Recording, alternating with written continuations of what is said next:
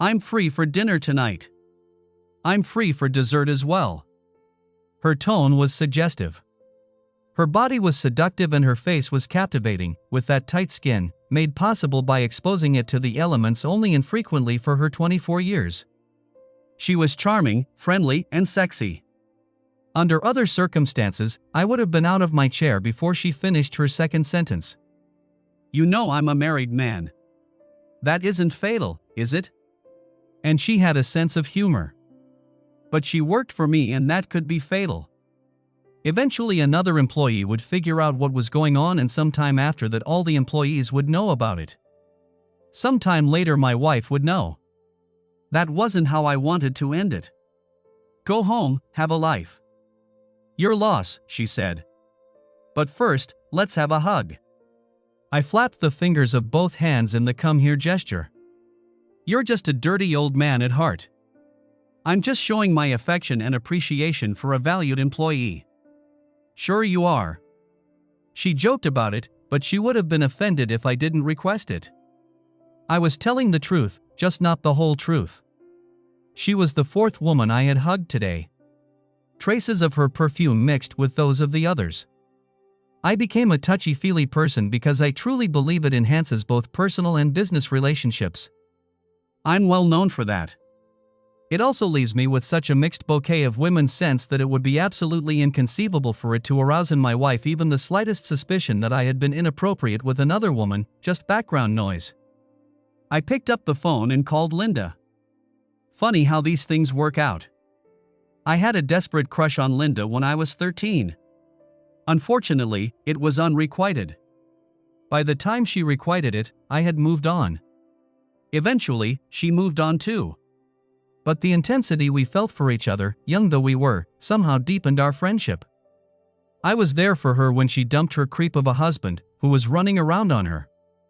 To make my whole connection with Linda even stranger, she had decided to take advantage of her natural talents as a matchmaker. She started a dating service where she got to know the people, which gave her an advantage over other services.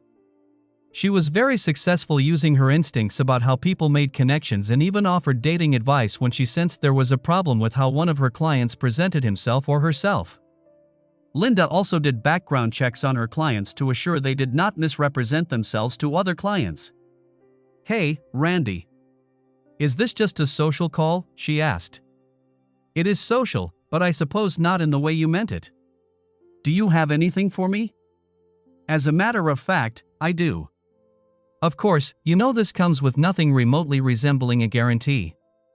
I'm doing this because I'm your friend. But it's so unusual I don't even know if it's possible. The honesty you display about your dishonesty could really get in the way of getting somebody to trust you, not to mention that you lie about your financial situation. But, I understand where you're coming from. Geez, every time a lecture. But I knew it was not inappropriate. You may know what you're doing, but it sounds crazy to me. Anyway, her name is Karen Sugarman and you have a reservation at the Rose Tattoo at 7:30.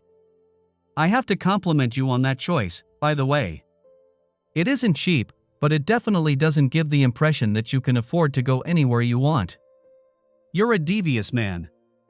I'd thank you, but I know it's not really a compliment and I'm only as devious as I feel I need to be. I do thank you, however, for everything you've done to help me. Don't mention it and I mean that literally. Don't tell anyone. It wouldn't exactly enhance my reputation. When times are difficult, it's good to have friends. I called home to tell my wife I had to meet a new client. I don't know if she believed it, but she accepted it. Most of the time when I called to tell her I had to meet a client, it was because I had to meet a client. I reviewed some cases and packed up to leave. I didn't want to be late. Karen already knew from her conversation with Linda that I was deceitful. I certainly didn't want her to think I wasn't trustworthy. I was pleased to find I made it 5 minutes early, but Karen had beaten me there and been seated. She wore a simple, dark blue dress that ended somewhere around her knees. I couldn't tell exactly where because she was seated.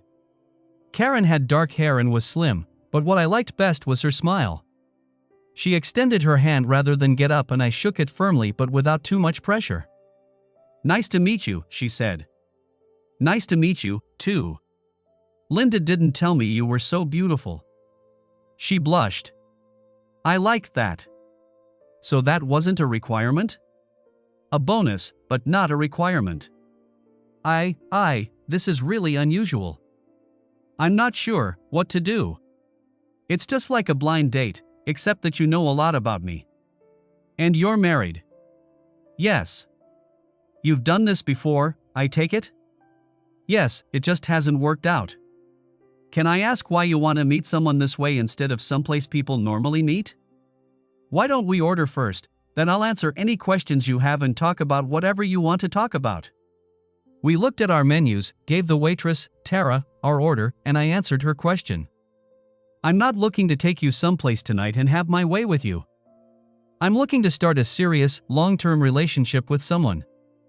I took a practical approach to a problem and asked my friend Linda to help me out.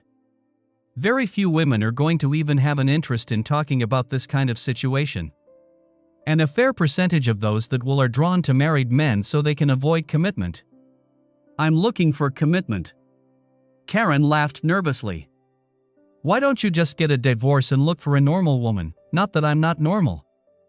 You realize this isn't an easy conversation. If our relationship reaches a point where it has the potential to get serious, I'll tell you everything.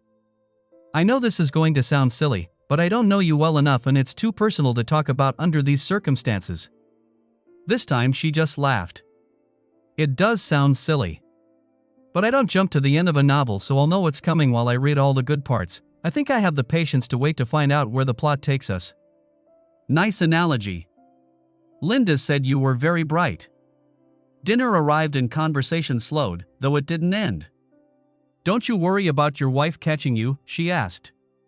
This is a very public place. You're out on a weeknight instead of at home with your family. It seems risky. What would I be caught at?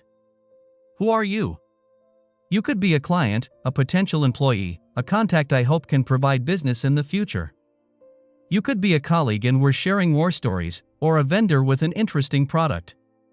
This is a very public place and I'm out on a weeknight. What could possibly look more innocent? There was no passionate kiss, just a handshake. Karen would need a lot more questions answered, so I let her take it at her own pace. I commented on how good the food was and she agreed. Do you have it all planned out like this, meeting publicly to avoid suspicion? Is everything so calculating? She asked. I hope so. I'm certainly not planning on getting caught. I'd like some coffee if you see the waitress. I nodded. Tara. I wonder if it's her stage name. So what do you see for? She shrugged as if she didn't know how to describe it, the other woman. Ah. Let me make it easier by talking about you as if you were the other woman. In a fairy tale world, we would get to know and like each other. From that would develop mutual respect and trust and we would grow to love each other. We'd get married, have a family and live happily ever after, the end. But I don't have any plans to divorce my wife until the kids are grown. That pretty much puts a damper on the marriage thing, even if we were in Utah. So, my second choice is that we live as if we were married, except I'd have a previous family I'd have to spend a lot of my time with. I'd devote as much of my time and interest to you and our kids as I possibly could. And of course, I'd be completely faithful to you, except for my legal wife. I can't avoid that without arousing some suspicion. I'll sign a contract that gives you rights as close to legal marriage as possible. And when I get divorced, I'll promptly marry you. How could I possibly resist such an overwhelming offer? This time Karen didn't exactly laugh, but she was obviously amused. Regular or decaf? Regular. I had our Tara's eye and held my thumb and index finger together as if daintily holding a coffee cup. Then I held up one finger. You don't fool around on your wife at all? Given what we're talking about, it would be pretty silly to deny it, but only when absolutely necessary. So why should I trust you? Because I give you my word. Didn't you promise that to her? Complicated situation. I'll get into that when we're nearing the point where moving forward puts you at risk of being hurt. Then you'll know enough to decide whether you can trust me or not. Look, I know I've displayed sneaky and dishonest behavior. I've even been called upon to lie. But I'm confident that I'll be able to show you that I'm completely trustworthy. You've given me a pile of contradictions that don't seem to make any sense. A slightly more cynical woman would just say you're full of shit, said Karen. Yes. Thank you, she said, not to me but to Tara, who brought her coffee. Karen added 1 sugar and took a sip. Good coffee. Linda told me you aren't crazy and you absolutely wouldn't try to con me, so, for the time being, I'll give you the benefit of the doubt that there is actually some sense behind this confusion. Thank you. But, I've got maybe just a question or two. I smiled. That didn't require an answer. Why don't you just get divorced? Karen raised her hand in a stop gesture. I know, you'll tell me later. Why do you want a second family now? Why don't you just wait until you're divorced? I'm 34. The youngest child is 3. When he graduates high school, I'll be 49.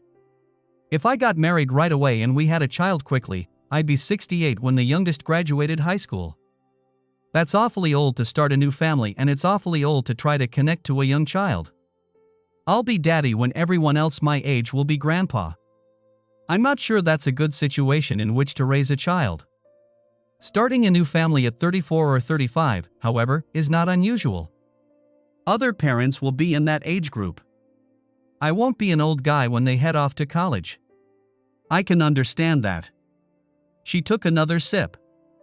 I would have to remember to ask her whether she was using the coffee to give her a chance to think about what I said and how to get the answers she needed with follow-up questions, or whether, in this case, a cigar was just a cigar. You already have that family. Why do you need another? Good. You ask the tough questions. I'll talk about the problems that led to this later. But what I've been expressing is my solution to the problems. I came to the decision that I deserve to have this family I want, at a time in my life when I'm young enough to enjoy it and able to best support and nurture it. You may be the one. You may not. There may be no one. But if I'm going to do it, I have to get started because it could take a while. I'm sure you'd be surprised at how few women are lining up for this opportunity. I am surprised. I expected the line to wind halfway around the block. You are hot, and not in a boy toy way. You have a presence, I'll give you that. I haven't read your financial statement, but you're obviously not poor if you think you can support 2 families. On the other hand, from the way you dress and your choice of restaurant, you're probably not rolling in money either. There's nothing wrong with the way you dress, but it's not custom-made expensive. Your hair isn't coiffed or styled, no showy jewelry. And this is a perfectly lovely restaurant with excellent food, but not a place you would take someone you wanted to impress with your money. Karen folded her arms across her chest. What is my bra size? I shrugged. You haven't looked. We've been together nearly an hour and a half and you haven't looked. She put her arms back down on the table. 34B, maybe small c. She laughed. It was a lovely laugh. You're confident. You make good eye contact when we're speaking, and when you hesitate I don't see any attempt at deception in your eyes or your body language. I guess that the hesitations are when you're trying to put something in an accurate, understandable way rather than an attempt to spin it, so I'll find it more palatable. Outside of the things you're holding back, you've gone out of your way to warn me about all the things that should make me not want to get involved with you. You're mysterious, but I trust you. All of which means that you better work really hard to win me or someone like me, because when you talk about all the mystery, you come across as callous and unfeeling. That is really attractive to the women looking for a bad boy, and the circumstances will really reinforce that. But they're going to be disappointed to find out that's not really you. I have no idea which way you vote. I looked over my shoulder, as if to search for someone following me. Are you here to meet me or investigate me? I asked. She just laughed. I had to figure out how she did that magic act. I think we skipped the small talk part of getting to know each other. I really don't care what your sign is, but I'd like to know what you do for a living. I'm a psychologist. I teach at Penn, she said. Professor? Associate. That doesn't explain everything. I sometimes help pick juries. That's. I knew it was something, but I couldn't figure out what. Are you going to help me out with how I feel? I don't do that. And the better I get to know you, the less likely I am to use those skills. It's really hard to remember to do it in personal relationships. Disturbing. I think that's the word I was looking for. But you say it with a smile and no tension. It disturbs you intellectually, but it didn't bother you emotionally because you're very open when you're not being secretive. I chuckled. You're starting to sound like me. You could fit right in with this cloak and dagger. Karen was right. I had no interest in hiding anything from her. Dessert? I asked. I could look at the menu. I'm not sure what happened here. Did we just move on to the next stage of dating? Did we decide we're not going any further? Or is this just the strangest date I've ever been on? This was the strangest date I've ever been on before you even showed up. Okay, so we haven't broken up? I asked. No. That was a little bit freaky. You should watch me take notes and do it for a whole jury pool. That would be freaky. I'll have the chocolate macadamia nut brownie, topped with white chocolate, caramel, and vanilla ice cream. With a dessert like that, you're going to make me fall in love. I'll have the creme brulee. Thanks. We offered up our menus. Would you like to do something after we finish? Yes, I'd like that. Karen tilted her head back and brushed her hair off of her face. Do you have anything in mind? I do. If you're okay with it, I think it's a really good way to get to know somebody better. We could go dancing. How do you get to know somebody better in a club where you can't even hear your own voice? No, ballroom dancing. There are a number of clubs in the area, if that's something you're interested in. She had a big smile. I had no idea what it meant. Those women I mentioned who will initially see you as the bad boy are going to walk away muttering and shaking their heads, convinced that you are a sign they should give up the dangerous life and settle down. I paid by credit card. You might wonder about the wisdom of creating a trail of evidence that may come into my home. I ask you, who would be stupid enough to create evidence of infidelity? Certainly not me. The fact that the meal showed up on the statement was proof that I was not doing anything wrong. It would be much more suspicious to have a meal paid for in cash. Besides, if this didn't work out, I could certainly find a way to use Karen in my business, so, of course, this interview was deductible. Did you bring your car? I asked, trying to make arrangements. No. I took a taxi. I helped her into my car and got behind the wheel. Accord, 6-cylinder, top of the line. Comfortable, but not affluent. You're a very confident woman, aren't you? Is that a problem? No, I find it really hot. Again, that delightful laugh. And if I'd been shy and demure, would you have found that really hot? You won't me. I know. And you're one of the smartest people I've ever met. That can be intimidating. Are you intimidated? No. I didn't think so. Now I have a compliment for you. You didn't have any idea what my bra size was because you didn't bother to look at my breasts. A man who doesn't bother to look doesn't care what size they are. That alone qualifies you for Mensa. It's a good thing I wasn't drinking anything or I would have spit it out all over the windshield. You have a terrific sense of humor.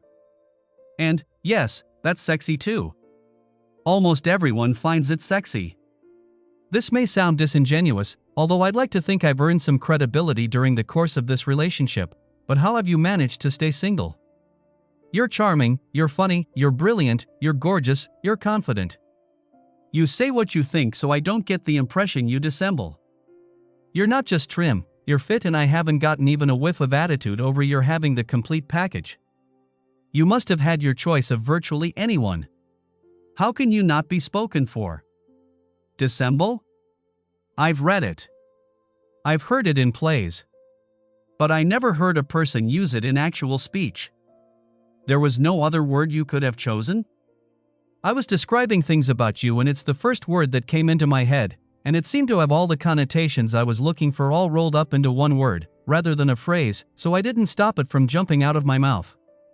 Karen raised her eyebrows, but didn't say anything. So, how is it you're not spoken for? As you said, I'm pretty smart. Many men find that intimidating. I am confident. Some men find that intimidating. I speak my mind. More men find that intimidating. I make more money than most men and they find that intimidating. I wouldn't say beautiful, but I'll concede I'm attractive enough for many men to be intimidated. Put together all those intimidatings and I really haven't had much to choose from. And from those slim pickings, a lot of them are so full of themselves, nobody could intimidate them, but who cares? So the cupboard is so bare you're reduced to giving me a shot.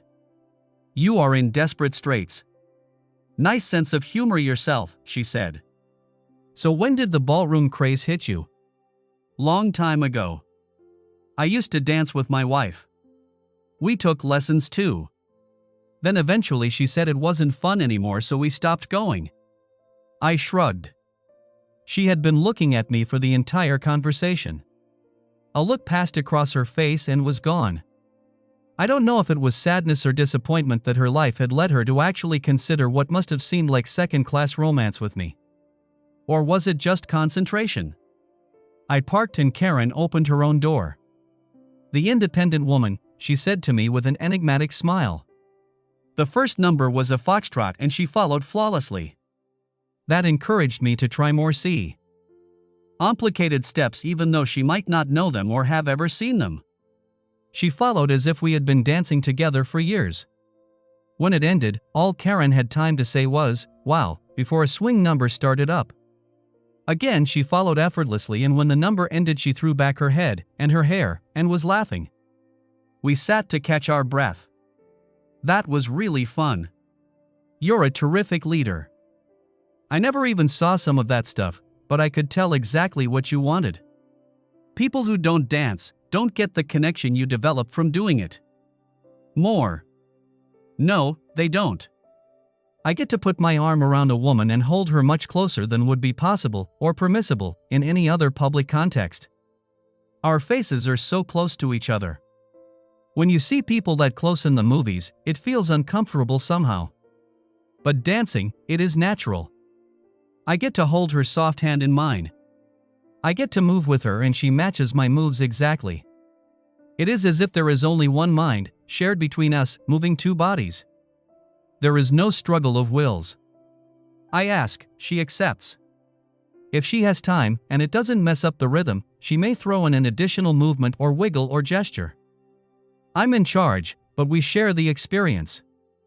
It's almost spiritual. Maybe not almost. We danced for about 2 hours. It was time to go. Karen leaned her head back, stretched her arms, closed her eyes and let out a sound, "Aowa." That was fabulous. No matter what happens between us, if you ever want to go out dancing, you call me. It was wonderful just to let go of all control and do whatever you asked. It's almost like I was a submissive tonight. So I'm a dom? A leader, a no equivocation, no hesitation leader. She was shaking head as if in disbelief. She added a shrug. Get me out of here before I get carried away. She hugged me tight, moving her head to the side of mine so there was no possibility of kissing. Thank you. I don't think I've had a better date. She told me where she lived and I only needed instructions at the end. I'm sure it's completely obvious, but in the wildly unlikely event that you missed it, I'd like to pursue this, I told her. I can't remember when I've heard it more romantically put. I've never developed such a strong connection so quickly. I'd be interested in pursuing this even if you were only looking for a mistress. Then, after a brief time of looking at each other and sorting through our own thoughts, we moved together as easily as a perfect lead and follow and kissed for a considerable time. Karen was pressed against me as we explored each other's teeth and tongues in passion. Then we separated, understanding that I had to get home. It had not been brief, but it was all too brief. I was noticeably aroused. She noticed. Is your wife going to get the benefit of that? Karen asked, glancing down. Probably not. I made a facial expression I thought to be the equivalent of a shrug. I'll call you. And I'll call you if you don't. Chapter 2. And good night to the old lady whispering hush. Good night stars. Good night air. Good night noises everywhere. I knew Justin was asleep. He would definitely have joined in with hush had he been awake. He was already past 3, but I suspected I might have to keep reading him Goodnight Moon until he graduated high school. I put down the book, turned out the light and headed to the kitchen where Nancy was studying at the table. Earlier, she had told me she needed some help with social studies. In this particular case, she was having trouble remembering some names and dates. I was tempted to tell Nancy that the reason she was having trouble was that nobody really ought to care, and that the names and dates were mostly irrelevant. What was important were the concepts of why things happened and the general time periods in which they happened, the flow of history. I was tempted, but I didn't. I remembered the math incident. My younger brother Richard had a very unpleasant encounter with an algebra test. Actually, it was really an unpleasant encounter with an algebra teacher. Richard had understood all the material covered in the test and used the concepts correctly except for the slight problem that he was careless with his arithmetic. Sometimes he would use the multiplication sign, but add the numbers. Sometimes he would subtract instead of divide. All of the correct formulae and symbols were right there on his paper except for some of the final answers. And to this written proof of his understanding of the concepts, his teacher had affixed a red 55. Mom said Dad should do something. Dad said that Richard had to learn to be more careful. I tried to explain to Dad what a complete understanding of the material Richard had shown. I passionately argued that the answers were of minimal importance compared to understanding in order to correctly lay out the problems. Dad was unmoved. So I decided to visit his teacher on Parents' Night. I confidently strode into the correct room. After all, I was a senior. Richard was a 9th grader. I'm looking for the engineering teacher, Mr. Worth. I'm Mr. Worth, but I'm the math teacher, he said.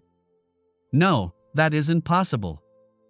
I'm looking at this paper, and the engineering teacher marked many of these problems incorrect because the final numbers were wrong, which, of course, is the correct approach in engineering. Do that kind of sloppy work and the bridge will fall down. But, if you were a math teacher, you would understand that the final answer is almost irrelevant. What is important is understanding the concepts and how to do the problems. I want to talk to the other Mr. Worth, the one who understands mathematics, not the guy who builds stuff. I had meant to focus him on what was important in math, understanding the concepts. I thought this approach would bring clarity. He thought I was being insulting. He said as much to the principal, who demanded an apology on behalf of Mr. Worth the following day. Rather than proffer the requested apology, I sought to elucidate. Look at this handout. Look at all these extraneous steps.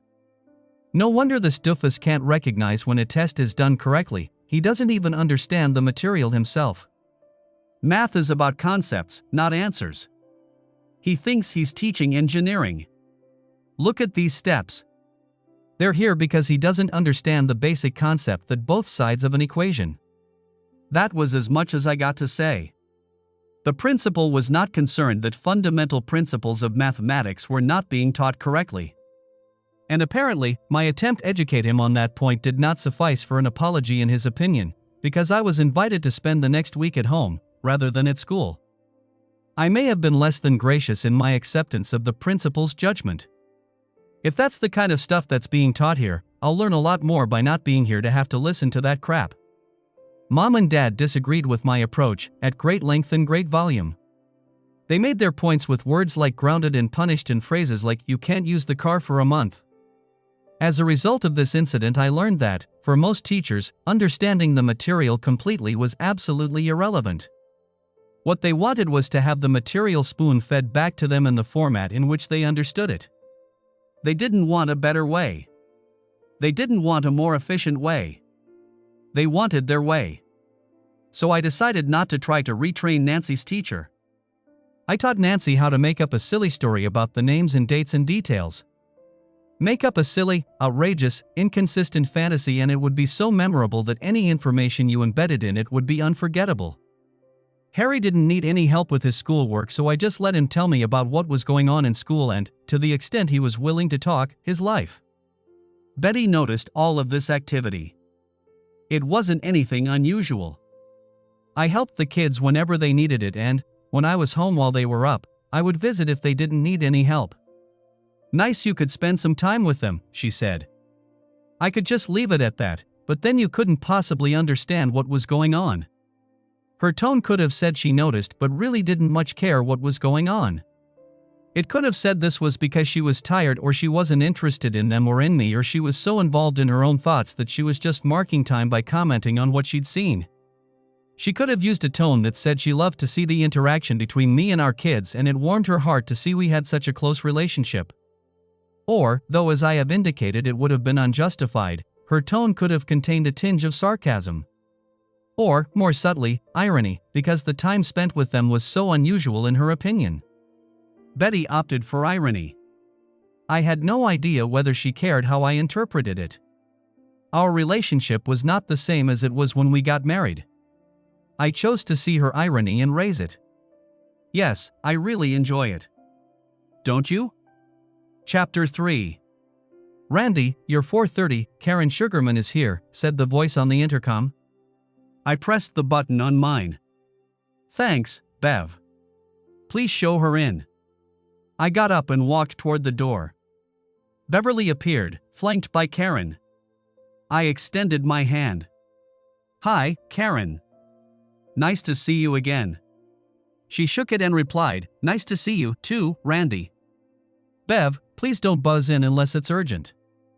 Sure, boss. Karen didn't see the leer Bev gave me before she closed the door. She took a seat on the other side of my desk and started right in. As I said, I don't have anything like that prepared. The basic information is out there, but I don't think anyone has put it all together into a course. I have developed courses before, and my experience, and the generally accepted reality is that it takes around 8 hours to prepare an hour of instruction. I fully expected I've done some courses myself. I'm prepared to pay for all that time, but, if I do, I'll expect to own the copyright. Wow. Karen chuckled.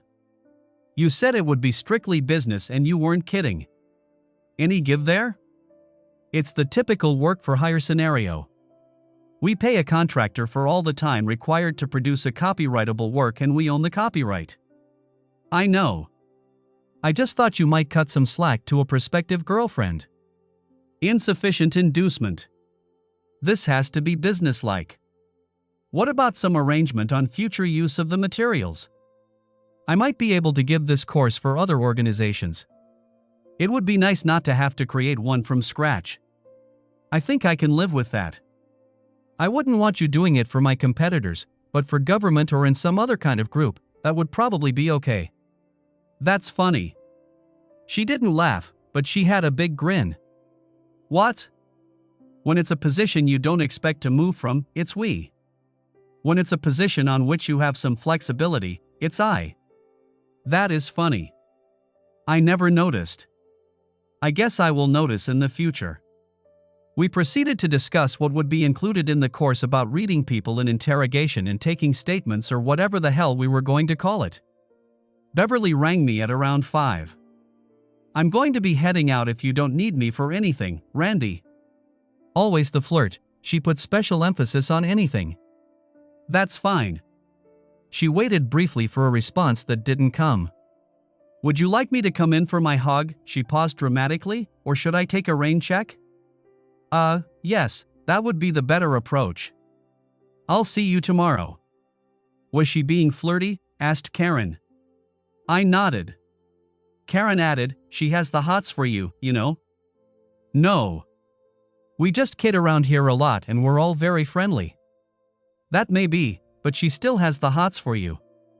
Do you play in the office pool? No, never.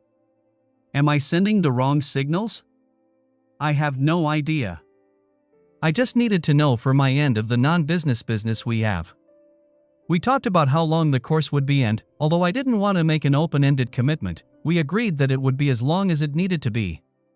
I asked her to explain that amazing magic she had performed at our first dinner, and she tried to give me an outline, but it mostly amounted to explaining what she would explain later. I ordered in Chinese food. It wasn't that there was any problem being seen in a restaurant, but it was quiet in the office and there was no concern in talking about any topic. We finished talking about the course and Karen moved on to some personal questions. I've done some research on you, but I figure you can save me time. You didn't stay with the FBI very long. What happened for you to cut it so short? She shoveled some fried rice into her mouth with the chopsticks. Well, a couple things. For one, my wife didn't think I would make enough working for the government, so she constantly encouraged me to leave and do something else. But, I guess it was really my last assignment that gave me the push. I hadn't been all that thrilled with the bureaucratic orientation to begin with.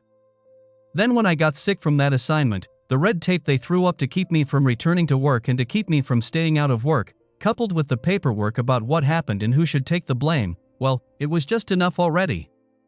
What happened with the assignment? I can't talk about it. How long were you sick? Many months. With what? Radiation poisoning. That's nasty. Considering I survived, I'm fine with it, though it had some effects on my life.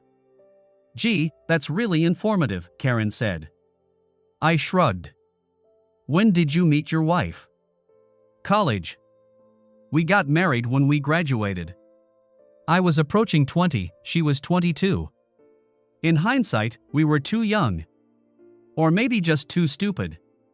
Then 3 years in law school while I worked nearly full-time. I didn't think you could finish in 3 years at night. Day. I cut a lot. They must have loved that. I didn't exactly take out an ad in the paper. Anyway, we agreed to have kids. The first arrived shortly after I left the FBI, though we had been trying for a couple years.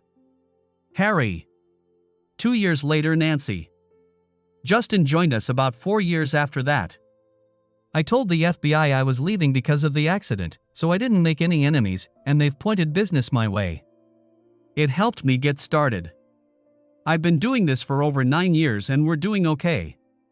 I did it again, didn't I, attributing the doing well to we and the working to I? I suppose it's only fair that I give you my story, Karen said. We do security and private investigation. I know your story. Not too much, I hope. I don't know for sure, but I'd bet your password for anything you keep secure at home or work is either Sherry or Cuddles. Damn. It was just a guess. If we had needed it, we would have visited you unobtrusively. You mean burglarized? That word carries such an unsavory connotation. Great, now I don't know if I can trust you not to snoop. I wouldn't abuse it. You can trust me completely. I wouldn't lie to you. She laughed. I suspect you already have, she said. You didn't let me finish. Unless it was really important. I smiled. Karen laughed again. There's never going to be a dull moment, is there? Possibly not, but it should be fun. Speaking of which, what would you like to do when we finish up?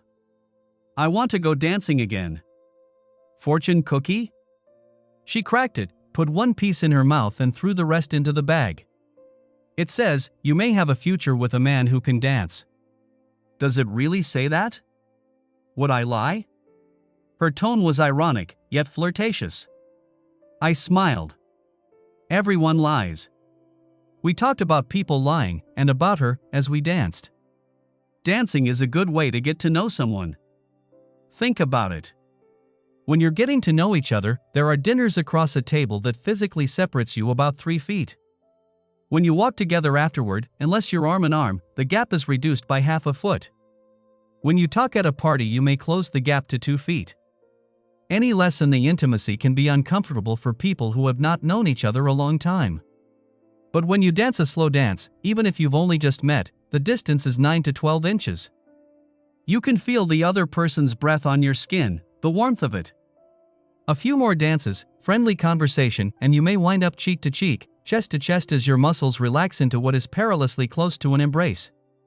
And there is no social taboo. You're not rushing things, you're just dancing. The proximity, the intimacy, encourages your conversation to follow suit. It quickly moves you well beyond, "The fish was very fresh." I've been told that women are especially susceptible to this effect by the women I've danced with. You tell her she has a lovely scent. She's a good dancer. She is so responsive. And it's true, despite the fact that you both suspect you're not just discussing dancing. For Karen and me, that would come later. Despite the fact I wasn't offering a storybook relationship, I didn't just want to find someone who would be satisfied with that situation, I wanted someone I desperately wanted to spend my time with. Is that asking too much? I knew some of Karen's background. I knew she graduated college at 20. I knew she had her PhD by 23. I hadn't known she had a head start by taking college courses while still in high school, or that she was starting to pile up graduate credits in her senior year of college. I had no idea of the professional resentment and resistance she had faced because she was attractive, young, and female, though I wasn't surprised. She was quite comfortable in professional relationships, despite the continued resentment and envy she experienced. Karen was slightly less comfortable in friendships. The same things that had made boys and men reluctant to approach her kept friends at a greater distance than she perceived other people kept their friends. Then she told me, "I'm 28 and I can't say I've really had a boyfriend. I've dated people for a while, but there was never really a decision to make an emotional commitment to the relationship from either of us. It's been easier to talk to you and I've been more open with you than any man I've known. You're finding out everything that's wrong with me. But what do I have to lose? You can't really afford to be fussy given what you're looking for." Karen made a nervous laugh, trying to make it seem like a joke. But it wasn't exactly. I felt body tense as she said it. I heard the truth in her voice. We were dancing cheek to cheek with considerable connection between our bodies. My breath caught. My eyes moistened. Maybe someone was smoking. I moved us apart, still in a dance embrace. I spoke very softly. "Don't say that. You're a treasure far beyond my means. That other people don't recognize it is their misfortune. That you don't is a tragedy." I think the smoke was getting to her eyes, too. She pulled me in and changed her mind. "I have to go to the ladies' room." She hurried off. Damn. That must have sounded rehearsed, a sonnet of seduction. I had just spoken what was in my heart, but I'm sure if I saw it on screen, I would have imagined a screenwriter tossing pieces of paper in the wastebasket as he, or more likely she, searched for the precise phrasing to cause the victim to drop her guard. Perhaps Karen would understand. Last time we were out together she had heard something just leap out of my mouth. I would like her to understand. But it struck me as far more important that she realize how special she was, whether or not she figured out how to get confirmatory praise from men, sincere or not. It saddened me that her experience in this culture prevented her from emotionally understanding her worth without validation from men, many of whom she knew would not hesitate to say things to a woman in the hope of gaining something from her. How could I possibly help her recognize her worth? Whatever I might say, I could well be one of them. Karen took quite some time to return. When she returned, she had an enigmatic smile. That's the worst kind. How are you supposed to have any idea what it means? I'd just like to sit and listen to the music for a while, she said. Great. Something, probably important, is going on and she wants the luxury of thinking about it. All right, it's not a luxury to her, it's probably a necessity. But while she has the opportunity to think about it, understand it, and work it out in her mind, I'm just going to be sitting here like a fool, and I don't even know what it is. I simply said, okay. Maybe it's something that is necessary for women, but it seems inordinately cruel to us men to make us sit and watch, clueless bystanders to some unknown event. What should this course include? Are the revelations in the details of what we observe, or are we looking for patterns? Should we set aside some lab time to practice the skills? Are we going to need to create scenarios and train actors to be the people we observe, like the people who present with scripted symptoms to train doctors? I should probably make a list of questions and issues to discuss with her, but I'm pretty sure that if I took out a notepad and pen and started writing it down while she is sitting here thinking, she would, unfairly, judge me insensitive. Can we dance? No talk, just dance? Karen stood there waiting for my answer for a moment. It must have been too important for her to keep waiting. Okay, she asked. I got up and offered her my hand. She leaned into me with very little pressure. Her head rested on my left shoulder, her arm was over the right. Her body was very relaxed. I enjoyed it. I would also have enjoyed knowing what was going on. What is it with women? They're always saying, talk to me. Tell me what you're thinking, in that urgent, agitated, strident manner. They have emotions, feelings to be worked out. What are we men, chopped liver? We will not be treated this way. I was going to stand up for our gender, quietly. So I spoke my piece. Hath not a man eyes? Hath not a man hands, organs, dimensions, senses, affections, passions? Fed with the same food, hurt with the same weapons, subject to the same diseases, healed by the same means, warmed and cooled by the same winter and summer, as a woman is? If you prick us, do we not bleed? If you tickle us, do we not laugh? If you poison us, do we not die?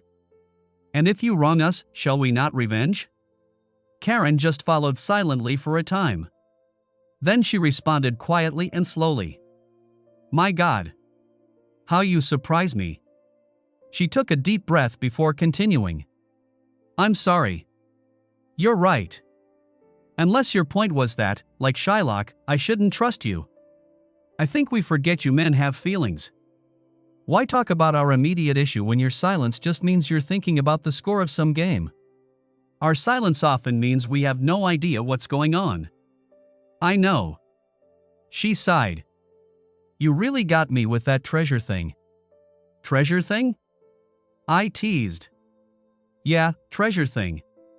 I'm a treasure far beyond your means. You know what treasure thing? You meant it.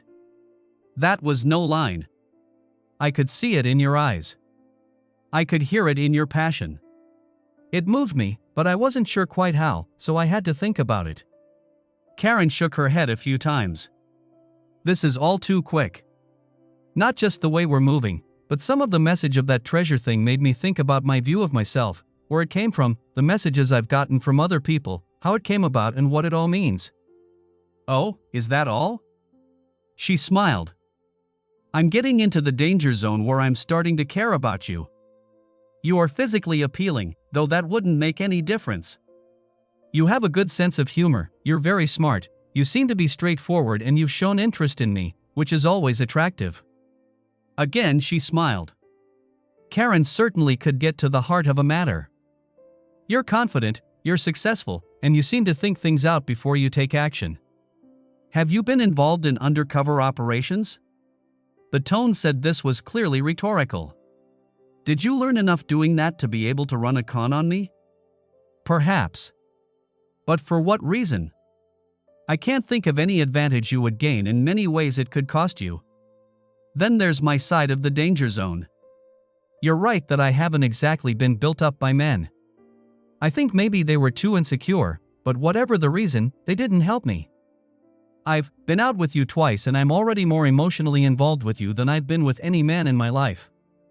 You didn't realize that, did you? No.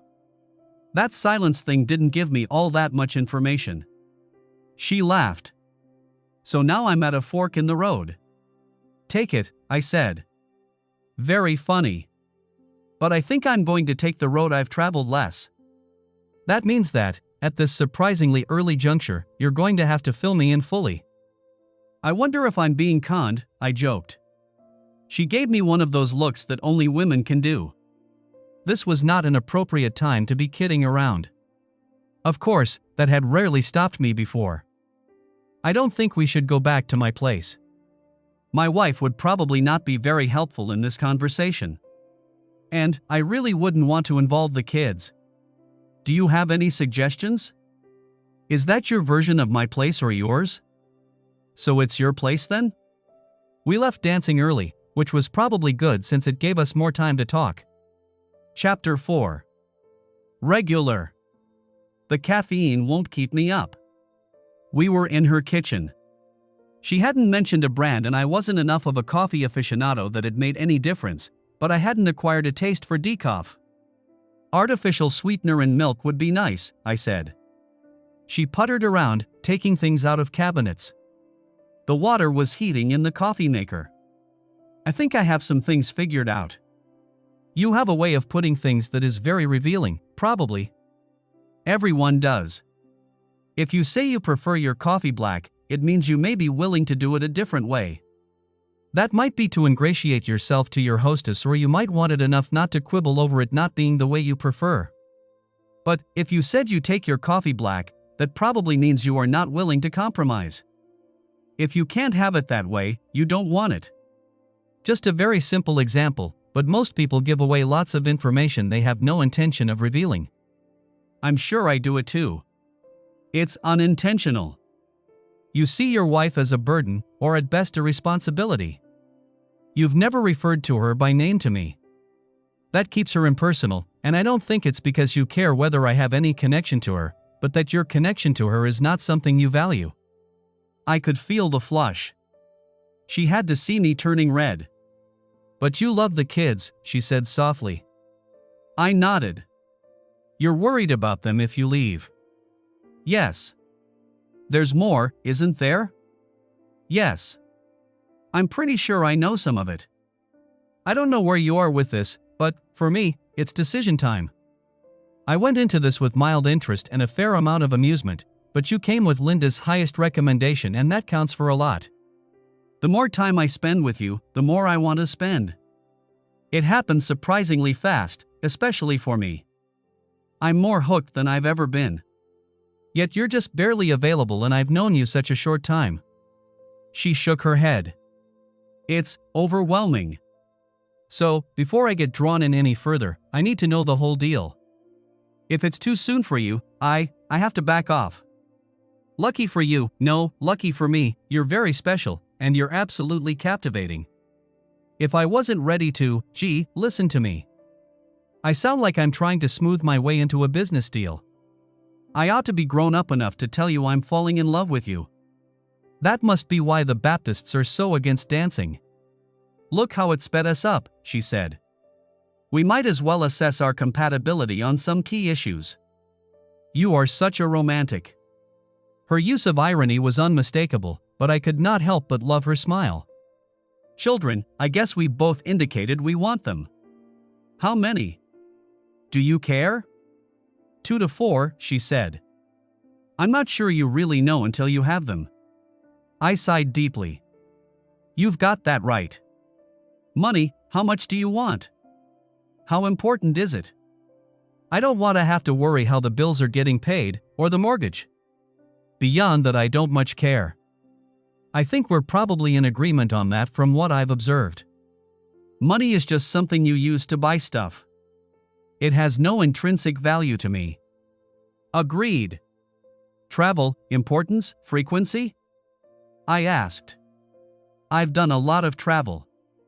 I liked it, but I don't feel the urgency to go back to places I've already been. I do think it might be fun to share some of the places I've been with someone I love. Do you get to ask all the questions? Just a businessman running down a checklist? I've had a lot of time and experience being in a relationship. It's given me the opportunity to think about what I want and what I don't want. So, yeah, I guess I have a checklist. Don't you? Sort of. But, it never really made any difference because I never got far enough to think about that stuff, let alone talk about it with anybody. Having thought about it, though, I think, at this point, there's only one thing I really want, a man who thinks I'm a treasure beyond his means. Wow, that really got to you, didn't it? You could have thrown me down on the floor and taken me in the middle of all those people.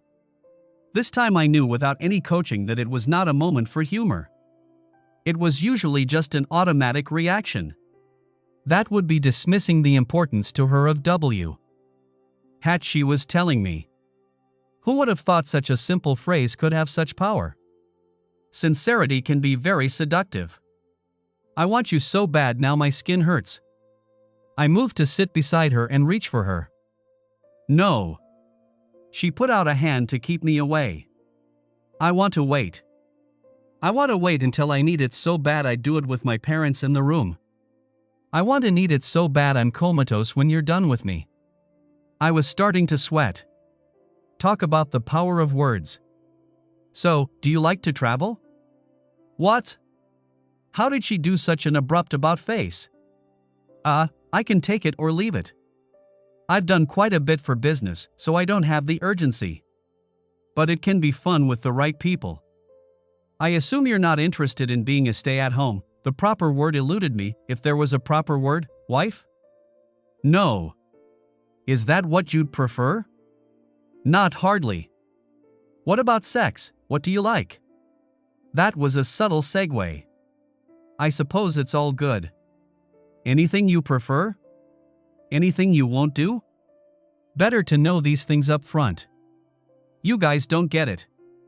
Yes, women like sex too. But it's completely different in the context of a relationship. Yeah, doing something naughty or illicit can be exciting. If you ask me if I like straight missionary sex, I'll tell you sure, it's fun. But if you ask about missionary with someone I trust and care for very deeply, I'll tell you it's wonderful. Let me give you an example. That dinner we had the night we met, it was a very nice meal in a nice restaurant. We had the excitement of just having met, the anticipation of everything that could happen as a result. It was very nice. If we had the same meal right now, with the way I feel about you, it would be a completely different experience. I'd be looking forward to going dancing and being held by you in a way that doesn't just say I'm the leader, follow me, but with a connection that's emotionally charged. Or I might be looking forward to coming back here and making love with you, or even just holding hands and talking about things important to us. That dinner would be a much more robust experience. I formed my lips in a small circle and blew out a woo sound of incredulity. It's not just smart women who turn you on, is it? You really go for articulate women. I want to throw you down and climb aboard. I want you to. But don't. This is too good to spoil with hot, frenzied sex. Spoil? You do have a way with words. I was shaking my head while smiling. She moved in for a steaming, passionate kiss. In a Saturday morning cartoon, we'd have had smoke coming out of our ears. When we broke it, in a very soft voice she said, "You've got to be going home. You can only stay out so late before it becomes suspicious." Chapter 5. A week later she was in our training room showing me her outline for the course. I asked appropriate questions and she gave appropriate answers. We spent a few hours there going over the materials, and as the day waned, employees trickled out, wishing us good night, until only the two of us were left. There was nothing in our behavior to suggest that this was anything but a strictly business relationship. And it was a business relationship, just not strictly. I don't want to stay here any later, but we still have some things to discuss about the course, I said. Are there really things to discuss, or do you just want another date? She asked. No, I can make a case that there is more to discuss now. I can also make a case that there are other things to discuss. She nodded. Why don't we go back to your place and continue to talk while we make ourselves dinner? Is that actually we, or is it the UE? I'm very good in the kitchen, among other rooms. Good. You can make dinner. I'm okay in the kitchen, but nothing special. No. I want to do it together. It's a good way to learn intangible things about each other. She frowned. Is this a course you've worked out on relationship building? No, divorce avoidance. A little extra work at hormone time would prevent a lot of divorces. Because they wouldn't get married? Exactly. We talked about what she had to work with in her kitchen and decided to go shopping. She didn't keep the place fully stocked. I picked up 2 salmon steaks, a few scallions, a small jar of sesame seeds, a small jar of sesame oil, and a head of cauliflower. She had garlic, carrots, and broccoli at home. So, I take it you're not expecting to get lucky tonight, she said. Neither of us is going to smell very good. No, I'm expecting to get very lucky. I said it slowly and with apparent sincerity. She raised her doubtful eyebrows. I got a confused look on my face. Oh, you were talking about sex. I meant I was going to be with a fascinating woman and get to know her much better tonight. She appeared doubtful, then thoughtful, then amused. You were toying with me, weren't you? I smiled. She didn't have a fine grater, so she had to use a cheese grater to zest half an orange. I told her to mix it in a bowl with the sesame seeds. In the meantime, I placed the scallion on a cutting board, put down the tip of a large vegetable knife on the board and started chopping small, dark green ringlets. I had to move the knife to complete the job, so it took around 5 seconds. I cut rings from the bulb end and shoved them into a frying pan with a couple pats of butter. Damn! Did you go to some culinary school? She added 2 pinches of salt to her mixture and stirred it. I sliced the carrot into quarters and proceeded to cut it essentially the same way as the scallion. No, but I read and I've had lots of practice. The carrot went into the frying pan. Preheat the oven on broil. I cut the broccoli and cauliflower as close to the florets as I could manage. There's nothing wrong with eating a little bit of the stalk, but I think it's more aesthetically pleasing this way. Rub a little of the sesame oil on top of the salmon steaks with your fingers. Make sure it's pretty well covered, but that shouldn't take much oil. The broccoli and cauliflower joined the frying pan and I turned the flame on medium. I put 2 cloves of garlic on the cutting board and smacked each with the flat of the knife. The skin peeled off with little effort. I apologize if it's obvious, but wash and dry your hands before you sprinkle the mixture on top of the salmon. I smacked each clove, harder this time, holding the knife on top of each in turn. Why did you do that? She asked. I read that it breaks more cell walls than slicing them and it releases more flavor. I added the squashed garlic to the frying pan and it started to sizzle.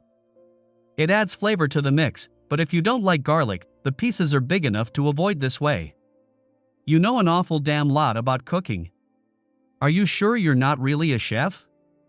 I love to cook. I think it's time to put the fish in the broiler. It should only take 11 or 12 minutes in there. She put it in and started to set the table. What kind of work does your wife do? I think she's retired. You think?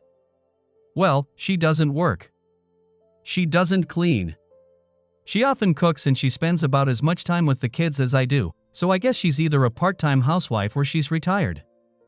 I continued to stir the sautéing vegetables. I take it that's not what you're looking for. What are you looking for? It wasn't always like that, was it? Of course not.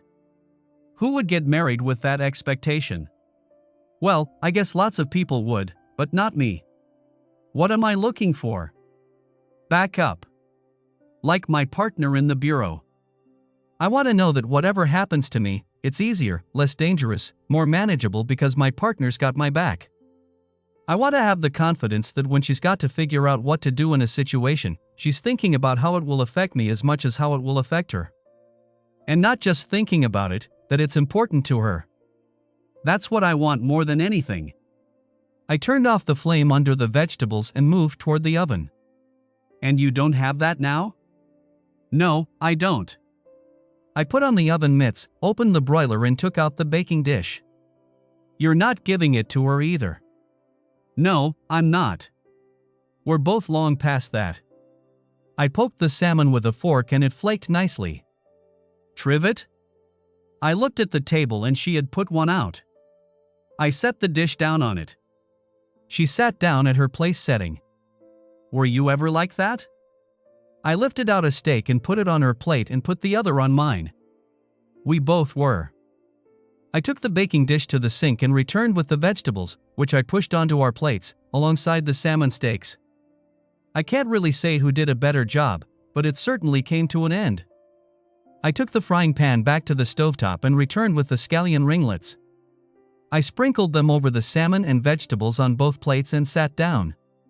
Wow. That's beautiful. Restaurant presentation. And it smells wonderful. Thank you. She took a forkful of salmon and closed her eyes and made an mmm sound as she chewed it. She followed it up with a forkful of vegetables. This time it was a groan that sounded almost sexual. "Oh, my God. This is five-star restaurant quality. How can a woman lose focus with a man who cooks like this? I'd almost be willing to go lesbian if I could find a woman who cooks like this. What's it called?" "Sesame-crusted salmon. The vegetables shall remain nameless." Conversation lagged for a few minutes because she was just making noises instead of speaking. Finally, she came out of it. "I've lost my train of thought." "What were we talking about?" she asked. "Sex." "I haven't lost it that much." "I'm pretty sure we weren't," she said. "Well, since you bring it up," she flashed me a look that didn't stop me. "Is there anything you won't do?" She thought a bit. "It's hard to talk about it that way. I won't do anything with someone I don't have feelings for. It's not an issue of morality. I don't even much enjoy kissing. Gee, someone unless the feelings are there. Those kisses with you were restaurant quality. I don't see anything in relatively mainstream sex that would be disgusting enough to put me off. I mean, like I'm not into toe sucking, but if that really did it for you, well, I would have no problem. It's in a context. Am I willing to try this for the man I love? Yes.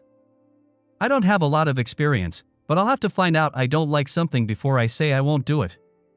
Is that what you meant by your question? Yes. And I'll answer that I agree with you completely. What about the relationship between money and success? She asked. Where do you stand on that? They're related coincidentally. I run the business to be successful, and I enjoy it, but I don't really care how much I make. I don't need homes in foreign places. You saw what kind of car I drive. I don't think I'll surprise you by saying that I could afford a more expensive car. I'm happy with what I have. The success I'd rather have is family, friends, relationships. By that standard, I'm not doing as well as I'd like. I'm sorry. Well, I'm trying to do something about it. Hopefully it will work out. She smiled. I like your chances. It was quiet and reassuring. We cleaned up the dishes and went into her living room. She snuggled under my arm on the couch. You're an interesting man. I think you'd make a good husband. Do you really think so? Could be. She burrowed in further. But that doesn't include the dancing. That would tip the balance. Every good marriage should include dancing. Funny, that wasn't on my list. It should be, she said. Indeed. I suppose this is an appropriate time to tell you my story, as best I understand it. Gee, who would know why you're doing what you do, except you? I only know what I did and what I saw. The rest is what I have deduced, but I'm not always right. I was amazed to learn that Karen had deduced the story herself without the benefit of the wealth of information I had to work with. More accurately, she deduced the story from my story I told without guaranteeing my accuracy. We were a go. There were still a lot more things to talk about, but it didn't have to be that night. Chapter 6. It takes a lot of preparation and the right mindset to become a successful undercover operative. It turns out it can be child's play in comparison to carrying on a successful affair. When you're undercover, everyone you would normally see or work with knows not to expect you. You're in that character almost all the time. When you're having an affair, your wife expects to see you on some sort of regular basis. She will notice if you don't come home. Neither will it escape the kids' notice. They're not going to say to mom, "Do you remember that guy who used to hang around here?" But they will notice. So, you can't do it. You have to lead a double life without going cold turkey like you would if you were undercover. At least I didn't have the problem of telling the other woman, Karen, that sure, I'm going to tell my wife about us so that I can be with you, though oddly, that is what I would have preferred to do. When I worked with Karen at the office, I had to be sure to keep the intensity out of my eyes, to adjust the level of familiarity in my body language. There was nobody I worked with who had any kind of grudge against me that I was aware of. As far as I knew, there was no reason any of them would want to hurt me. But, as much as there is an intense excitement about being able to keep a secret, there is even more excitement in telling it to just one person who can appreciate the level of trustworthiness you show by limiting access to them. It starts out with one person. But the pressure of not being able to tell grows like a blister until it bursts and everyone knows. Even if you could tell someone who can keep a secret, it's too much to ask. Fortunately for us, my work experience had taught me most of the ways cheaters get caught. I didn't see myself as a cheater in the traditional sense, but if the behavior fits, well. Developing the course provided a lot of time I could account for to my wife, although I tried to do so in as little detail as I could get away with, both to provide myself with the maximum flexibility as to how I spent my time and to avoid setting a precedent where there was an expectation that I account for it, though in other circumstances it would not have been unreasonable. After we gave the course the first time, we spent a lot of time going over the comments and reviewing the quality of work of the participants after each course compared to before the course. It was a clear success, not big, but clear. It takes time to integrate a new approach with what you've been used to doing. It became evident that the effect of the course increased as time went on, so it became a regular part of our training. The evaluation of the first set of employees to take the course took a lot of time and provided a lot of cover. It had been an expensive undertaking and I wouldn't have continued it just to help cover up an affair. We had to read every report from every operative who took the course and enough of their reports prior to the course to provide a basis for comparison. The time we spent together, much of it at her place, was not entirely filled with work. It was during one of these sessions that our relationship became physical as well as emotional. Karen considered it a vindication of her views about sex. That was, well, I don't know what adjective to use to describe it. I don't want to wear the words out with comparisons. Phew. I knew it. We didn't do anything I haven't done before, but it was so much better. And don't you dare. I know you. She deepened her voice to mimic a man, me. Are you saying I'm unimaginative? Anybody could have done this? It was a pretty funny impression, not accurate, but funny, and she had me laughing. Funny thing is, that's probably how I would have started. She brushed the back of her hand across my cheek. There wasn't anything especially different or any startling new technique. But the experience was amazing. It was with you, and I love you, and that was the difference. She just lay there and beamed. In a display of maturity and self-confidence, Karen never asked the ubiquitous questions that followed such first encounters. How was it? Was it better than your wife? She had enjoyed it and that was enough. If I had found the experience lacking in any regard, she assumed I would have had the maturity to tell her what would have made it better for me. She was an amazing woman and I was a lucky man to be involved with her. That's how you're supposed to feel. Near the end of our evaluation of the first group, as we recognized they were continually improving, she told me what I could do to make it better for her. We had put down the paperwork and she caressed my cheek with her palm as in a prelude to a kiss. I want to make a baby with you. I take it from that silly smile you agree? I picked her up, carried her into the bedroom and put her down on the bed. I stopped the pills. I have a coupon for a condom in case you disagreed. A coupon? I was pretty confident. I didn't want to use up the coupon if I didn't need it. Confidence is very attractive. Would you say that if I weren't confident? I love the way you banter. Is there anything else you love? Obviously, a smart ass. One more thing, she said in a completely serious tone, you really should make sure I have an orgasm this time. I've read it's very helpful in getting pregnant. All right, I said, with apparent reluctance. Just this once. I had read the same myself, so driven by the efficacy of facilitating an orgasm for her, I applied myself assiduously. Yeah, she didn't believe it either. Chapter 6. It didn't happen that night. Of course there was no way to know that immediately, so we just carried on as if we were doing it to have fun. Around a month and a half later, I arrived with more paperwork to review. Actually, it wasn't paperwork. Everything was electronic with appropriate security and encryption. What do you call it? Did you work? Not really the point, I guess. When she opened the door, Karen looked different. She was relaxed, but then she was always relaxed with me. She seemed very happy, but then she always did in our personal moments. I could tell. I broke into a big smile and she knew. A man who focuses on his woman's pleasure usually reaps big rewards. I could certainly score points by doing the accepted thing here, waiting for her to tell me. But she already knew that I knew. If I said it, it would show how well I had learned my lessons about reading people. What better compliment could I give her? Alright, the truth is that we had been one-upping each other with our insights and I didn't want to give up the opportunity. When did you find out? This morning. Home test? A couple days ago. That's fantastic. I moved forward to take her in my arms. You bastard. You just couldn't resist, could you? She said it with a smile. No, I couldn't. And I hope to be not resisting for a very long time. You're happy, aren't you? That's rhetorical, isn't it? She leaned back, looked at my face and nodded.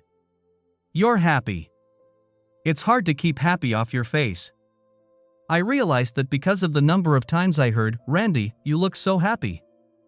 What's going on over the next few months? I worked up a standard answer. Life is good. Business is good. I'm healthy. What's not to be happy about? And, for the most part, it was true. Being happy also made me realize I had not been entirely happy, I had been portraying it. My performance was so convincing, it convinced me. I knew I had been happy except for the black cloud following me around.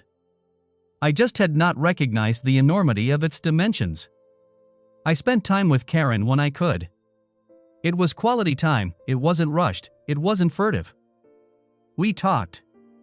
We laughed. And we created orgasms, just in case the baby needed them to grow, or perhaps because it was a lot of fun. I'm a little hazy on what we were thinking at the time. I also spent an appropriate amount of time with my family. The thing I hadn't figured on when I was planning all this was that I didn't get any time to myself. I'm sure it added to my level of stress. Karen's place was roomy enough for the two of us and a baby, perhaps two. We didn't have the pressure of finding and purchasing a place to live during the time I spent with her. And we agreed completely on accommodating my decorating needs as well as hers. She had carte blanche. I didn't care if she chose to accent the decor with suits of armor or prints of those poker-playing dogs. As we enjoyed our time together, I began to realize I had not thought out the situation as thoroughly as I had believed.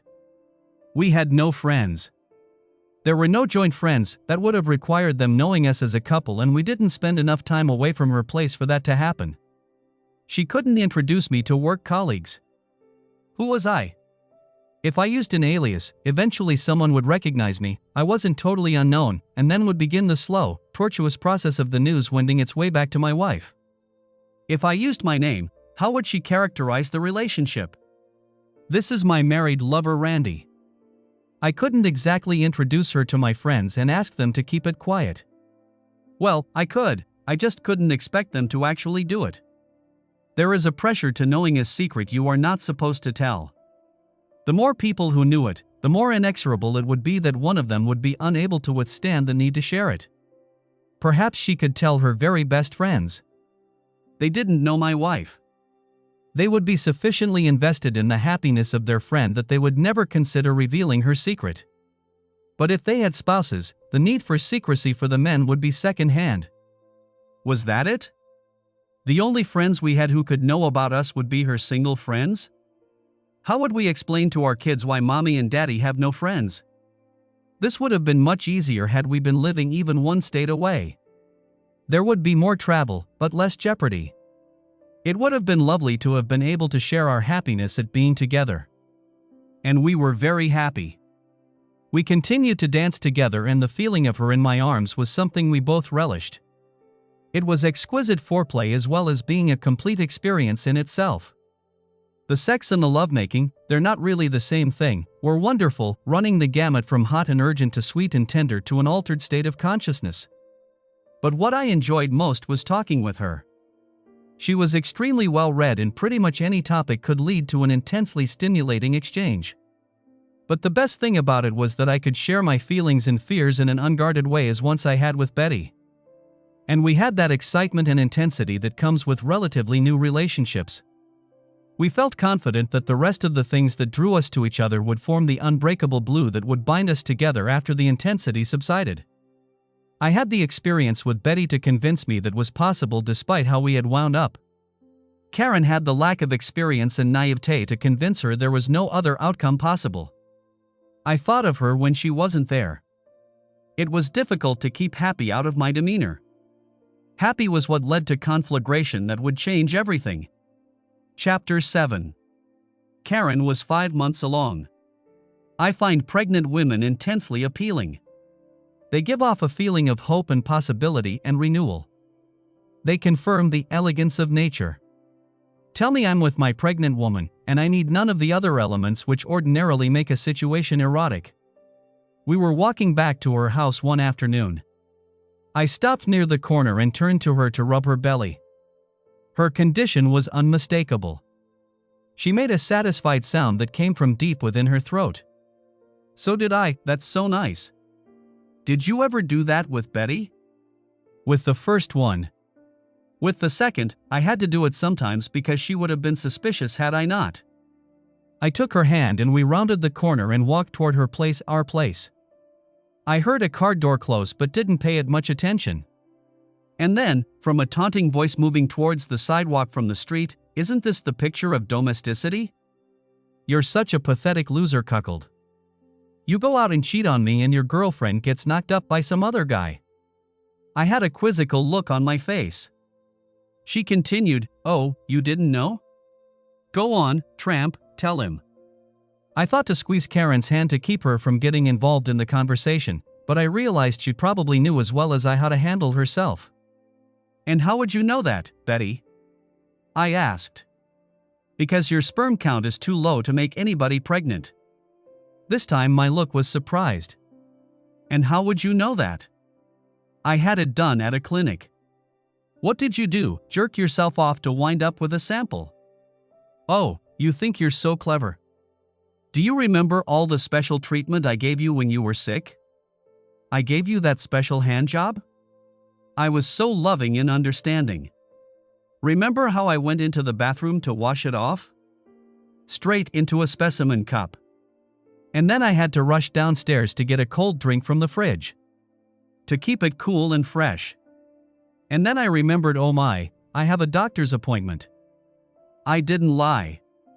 It was with a lab for testing. He didn't even have to take off a sock to count the number of live sperm. Taunting. Mocking. Getting louder by the minute. A small crowd was gathering. She had been loud enough to draw them in. I realized her mistake. But this didn't seem like the right time to tell her. I went into actor mode. I seemed shocked, stunned, disbelieving, confused.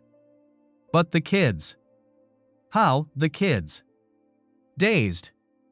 "You are so pathetic. You knew how much I wanted kids. I found someone to take care of it, for each of our children." The R was the most mocking of all.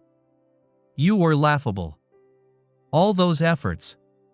All that time. I even laid with my legs elevated afterwards to sell how hard I was trying to get us pregnant. And here you are, raising 3 children of 2 other men. And now your girlfriend does the same thing to you. Just pathetic. God, you must have really hated me. What did I do to make you hate me so?" "Hate you? I loved you with all my heart. I loved you more than anything. You were the most important thing in the world to me. You have a funny way of showing that, Betty. And you have a strange way of counting. As I see it, under the most optimistic view, I'm no better than 5th place. You, of course, were first. What Betty wants, Betty gets. You didn't even talk it over with me. Betty's needs are first. And what about Harry? Would you have not had him if we had talked and I objected? Of course not. Would you have agreed to stop with him? No, Nancy? And what about Justin? I know, you think it's not the same thing. They're your children. I'm your husband. When they left to make their own lives, what would that leave you? Your pathetic loser, cuckold husband. Your fifth choice. Unless, well, I noticed the three of them have only two fathers, so maybe I'm actually only your sixth choice. A mother is supposed to love her children, she shouted. There weren't any children when you decided you needed to move me down to third. Each one was a choice over me. My voice was calm. But that didn't ease her agitation. You didn't know that. You just started to treat me worse for no reason. He knew, Karen interrupted. Never once did he use the word my or our when referring to your children. Can you even remember the last time you heard him say our about them? I was pretty sure of what you'd done the night I met him. Betty flushed and postured. I didn't give her a chance to jump in. Not only have I known, but your behavior has changed steadily since then. I knew what you had done, I just had no idea why. Now I know. I've got to say I'm disappointed. Disappointed, said Betty. You are so pathetic. Disappointed by your lack of intelligence. Disgusted by your behavior, morality, and the way you let your belief that I couldn't give you children destroy your love for me, if it ever existed. I loved you completely. After Harry, your attitude changed. I could tell you thought you had something over me, I just didn't know what it was. Maybe you were hiding money in a separate account. Maybe you were spending beyond your budget. I didn't know. I just knew you had a secret that put you one up on me and it led you to treat me as somewhat less than equal. But that changed. Little by little I became less important. Now I know it's because you didn't let me give you children. You can't. I'll get to that. At some point you started cutting me off at seemingly random intervals. But I worked out that it seemed to be around the middle of your cycle. I got suspicious, well, more than suspicious. I was sure.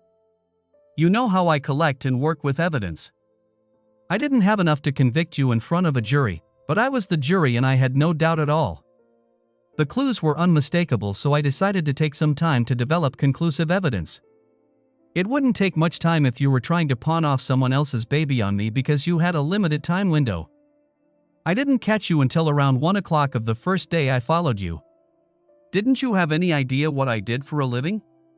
You did know I had worked for the FBI. Did you forget? Do you remember what I was so sick with? Betty just glared at me. Radiation poisoning, I continued. Among the effects are destruction of sperm and disruption of the ability to make them. If you live, it's usually temporary. Not always, but usually. I knew that. That's why I went for a sperm count after an appropriate period of time. You were already pregnant and I wanted to be sure we weren't just lucky. There would have been no point in going when you did your scientific test. If you had waited 3 to 6 months, we could have had our own kids. But you were too smart and too determined to even need to know what was going on when you made your decision.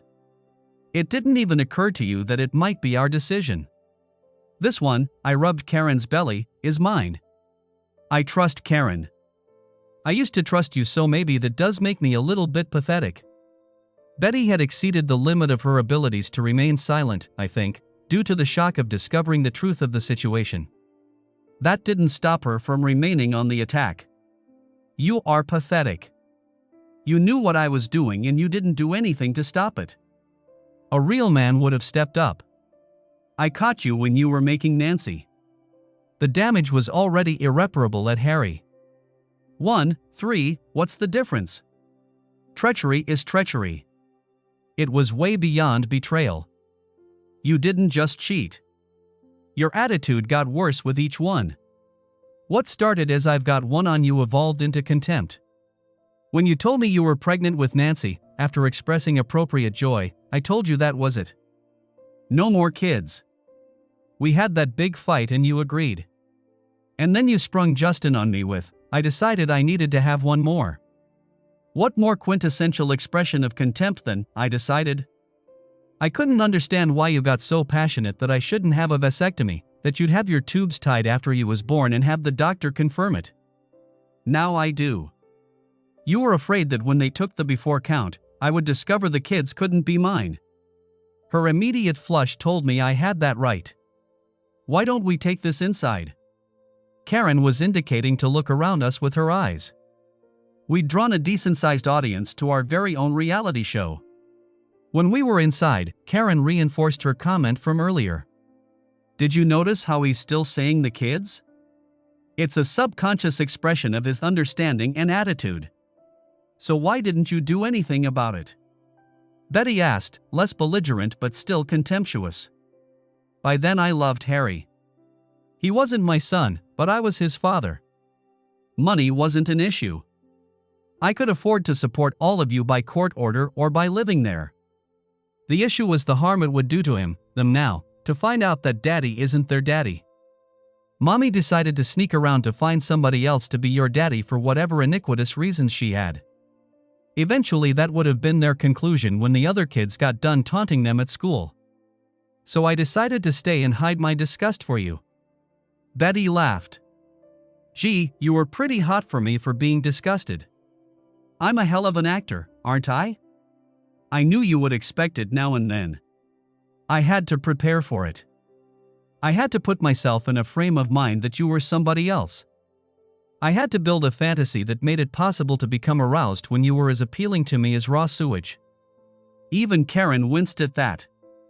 Sometimes I had to resort to drugs to be able to stomach you. How do you really feel? Asked Betty. I'm sure she had noticed me backing off from her, but I don't think she had any idea of the depth of my feelings for her.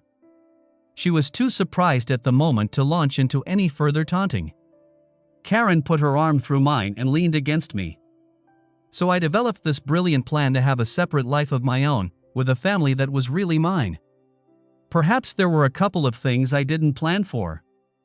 How did you find out? You were happy. You hadn't been for a long time. I wasn't really aware of it until I saw you happy. There was such a clear difference that I knew you were doing something and I started to follow you. I didn't see you. I read your training manuals. I borrowed cars so you wouldn't notice a pattern. I kept it to short time spans so, if you noticed, you would also notice that the car didn't keep following you. She sounded so proud of herself. And you were so happy, you weren't paying complete attention. I learned a lot. There was a very loud silence. Her tone changed. God, I really fucked up, didn't I? I loved you so much. I see you averting your eyes. It doesn't matter if it's true, does it? I guess the only one who could possibly believe me is me. And even I have reasons for wanting to fool myself. I don't suppose. She glanced at Karen and laughed. Silly thought. I guess we have to figure out what we're going to do.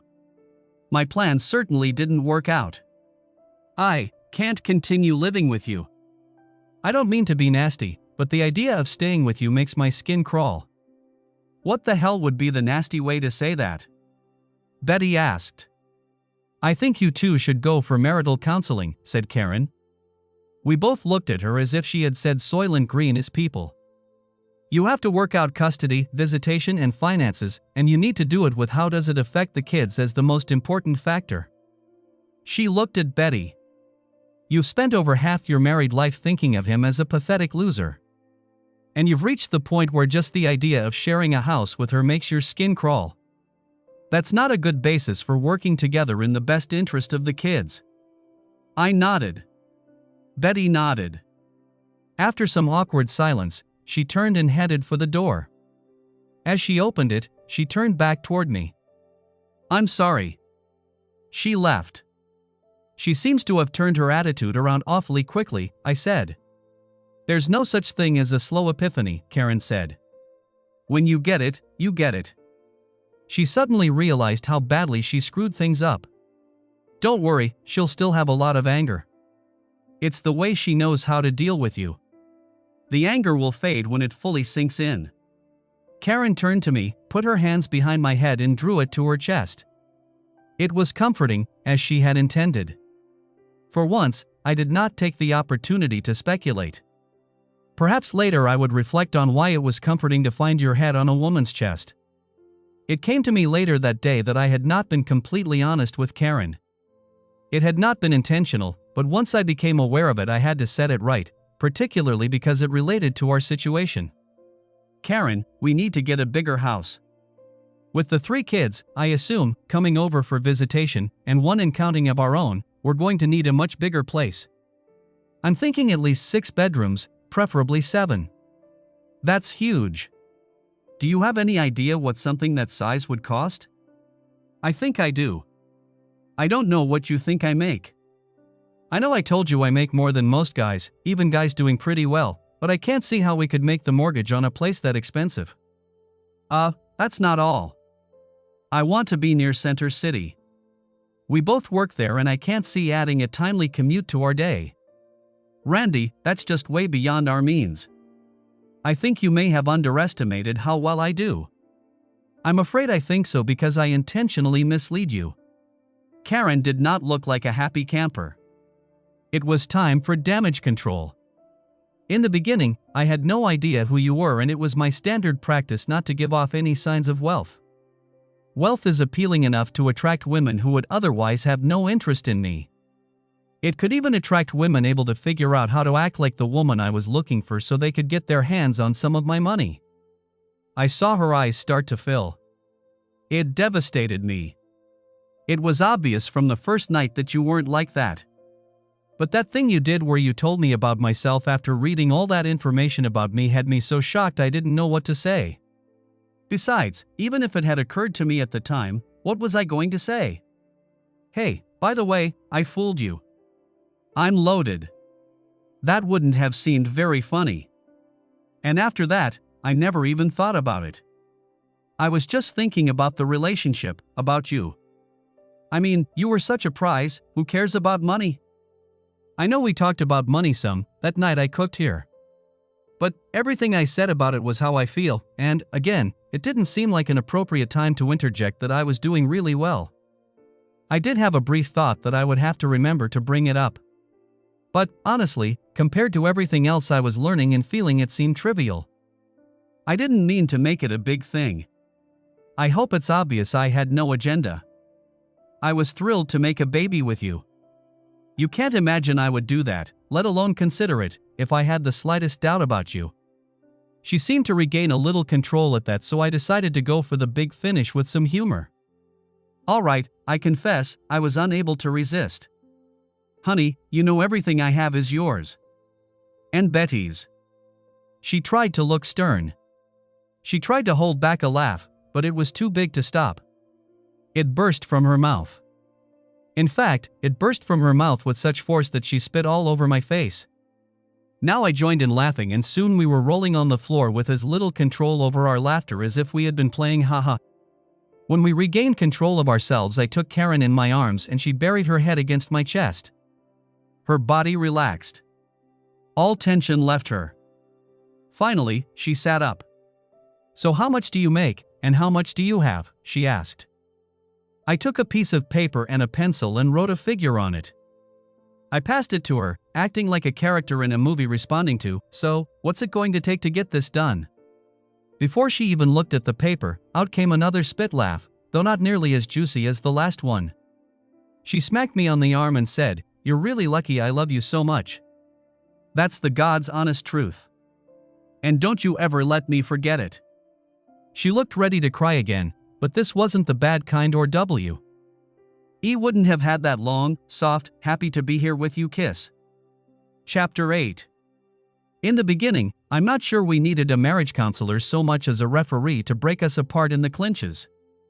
We had so much anger there wasn't room for much else. By the third session we were able to listen without attacking, though the anger bubbled just below the surface. Andrea played a short film that had nothing to do with us or our relationship. Then she gave us each a pad and pencil and asked us to write down 10 facts about what we'd seen in the film. It was easier for me. I was trained. When we finished, I read my list. "That's amazing," said Andrea. "I've never seen anyone do that so well. Your first 6 were facts, then a conclusion citing the facts, 2 more facts and a final conclusion. Let's see what you have, Betty." Somewhere in the middle Betty stumbled onto a fact, an observation of what we had seen. As we went over her list, Andrea explained. Most of what you wrote was an interpretation of what you saw based not only on the facts, but on your view of how things work in the world.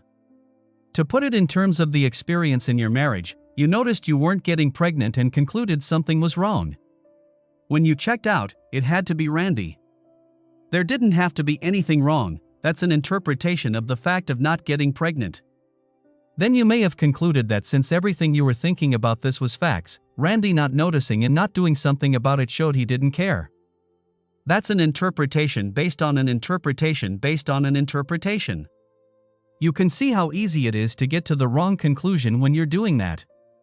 And the further you went, the more interpretations and assumptions you piled on, the easier it became for you to get to the ultimate fact, that Randy was a pathetic loser. Betty groaned. God, it's painful to hear that phrase. If anything, it describes how I was treating him. You did some of that too, Randy. You saw confusing, suspicious behavior and chose to interpret it as this is the same wife I married. It doesn't mean a thing, she's just under stress. Had you been able to look at the facts of her behavior, you might have been able to ask yourself, do we have a problem? I sat up to start to defend myself, but she continued. I know, Randy. When you got less ambiguous facts, you recognized them, analyzed them, and came up with a plan. A pretty stupid plan, I said. It does seem to have had its flaws. That was a tension breaker.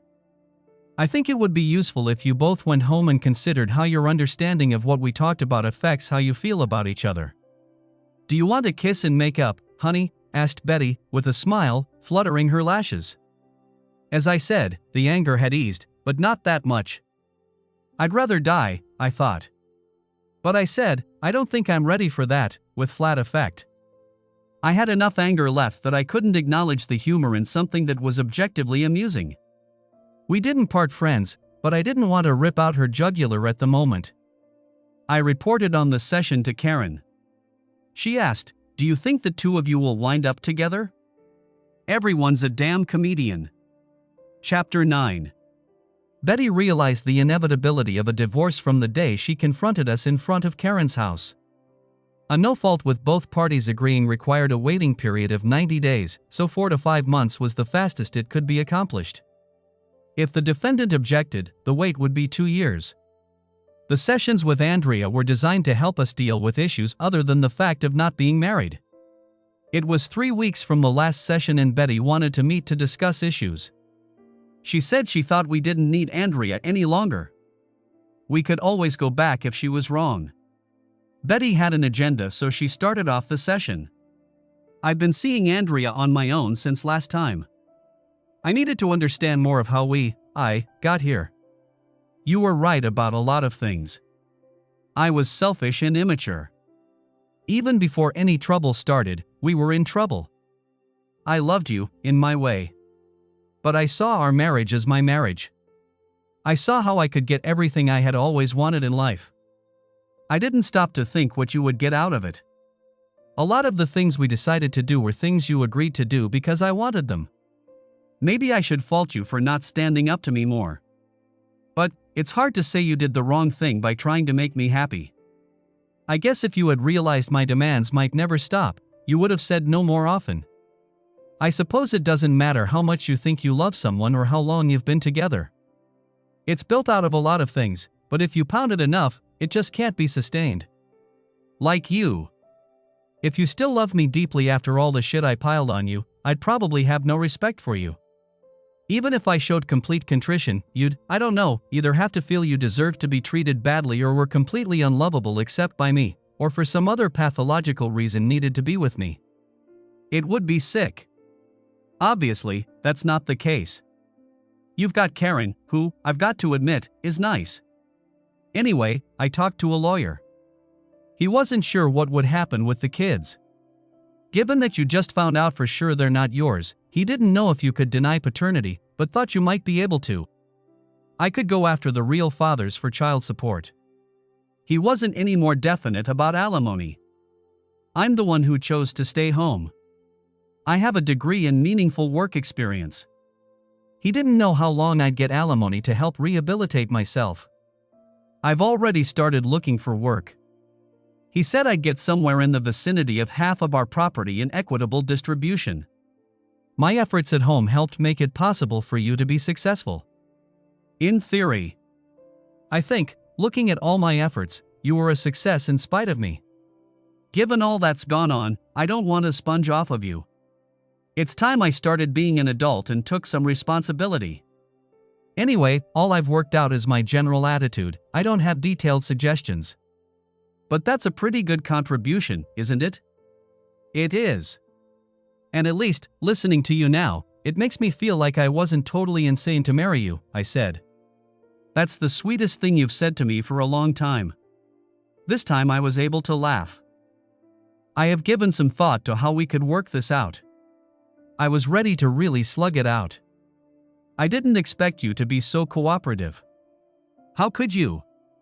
You're going to need a lawyer and he's going to advise against it, and I heard you acknowledge your role, but I would like to put a little penance in the split.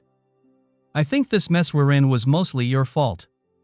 And it was more difficult to build the business with all this other. I resisted the temptation to use a pejorative word here. She had been gracious in her acceptance of responsibility stuff. Property, 60 me, 40 you. As far as alimony, I'd rather make that a loan to be repaid. Otherwise, it would feel like I'm being made to pay for being victim. I'll cover whatever you need so you don't fall behind, but I want it repaid. I probably couldn't win this if we fought it out, but it just seems right to me. Yeah, from what my lawyer said, this wouldn't fly, but okay.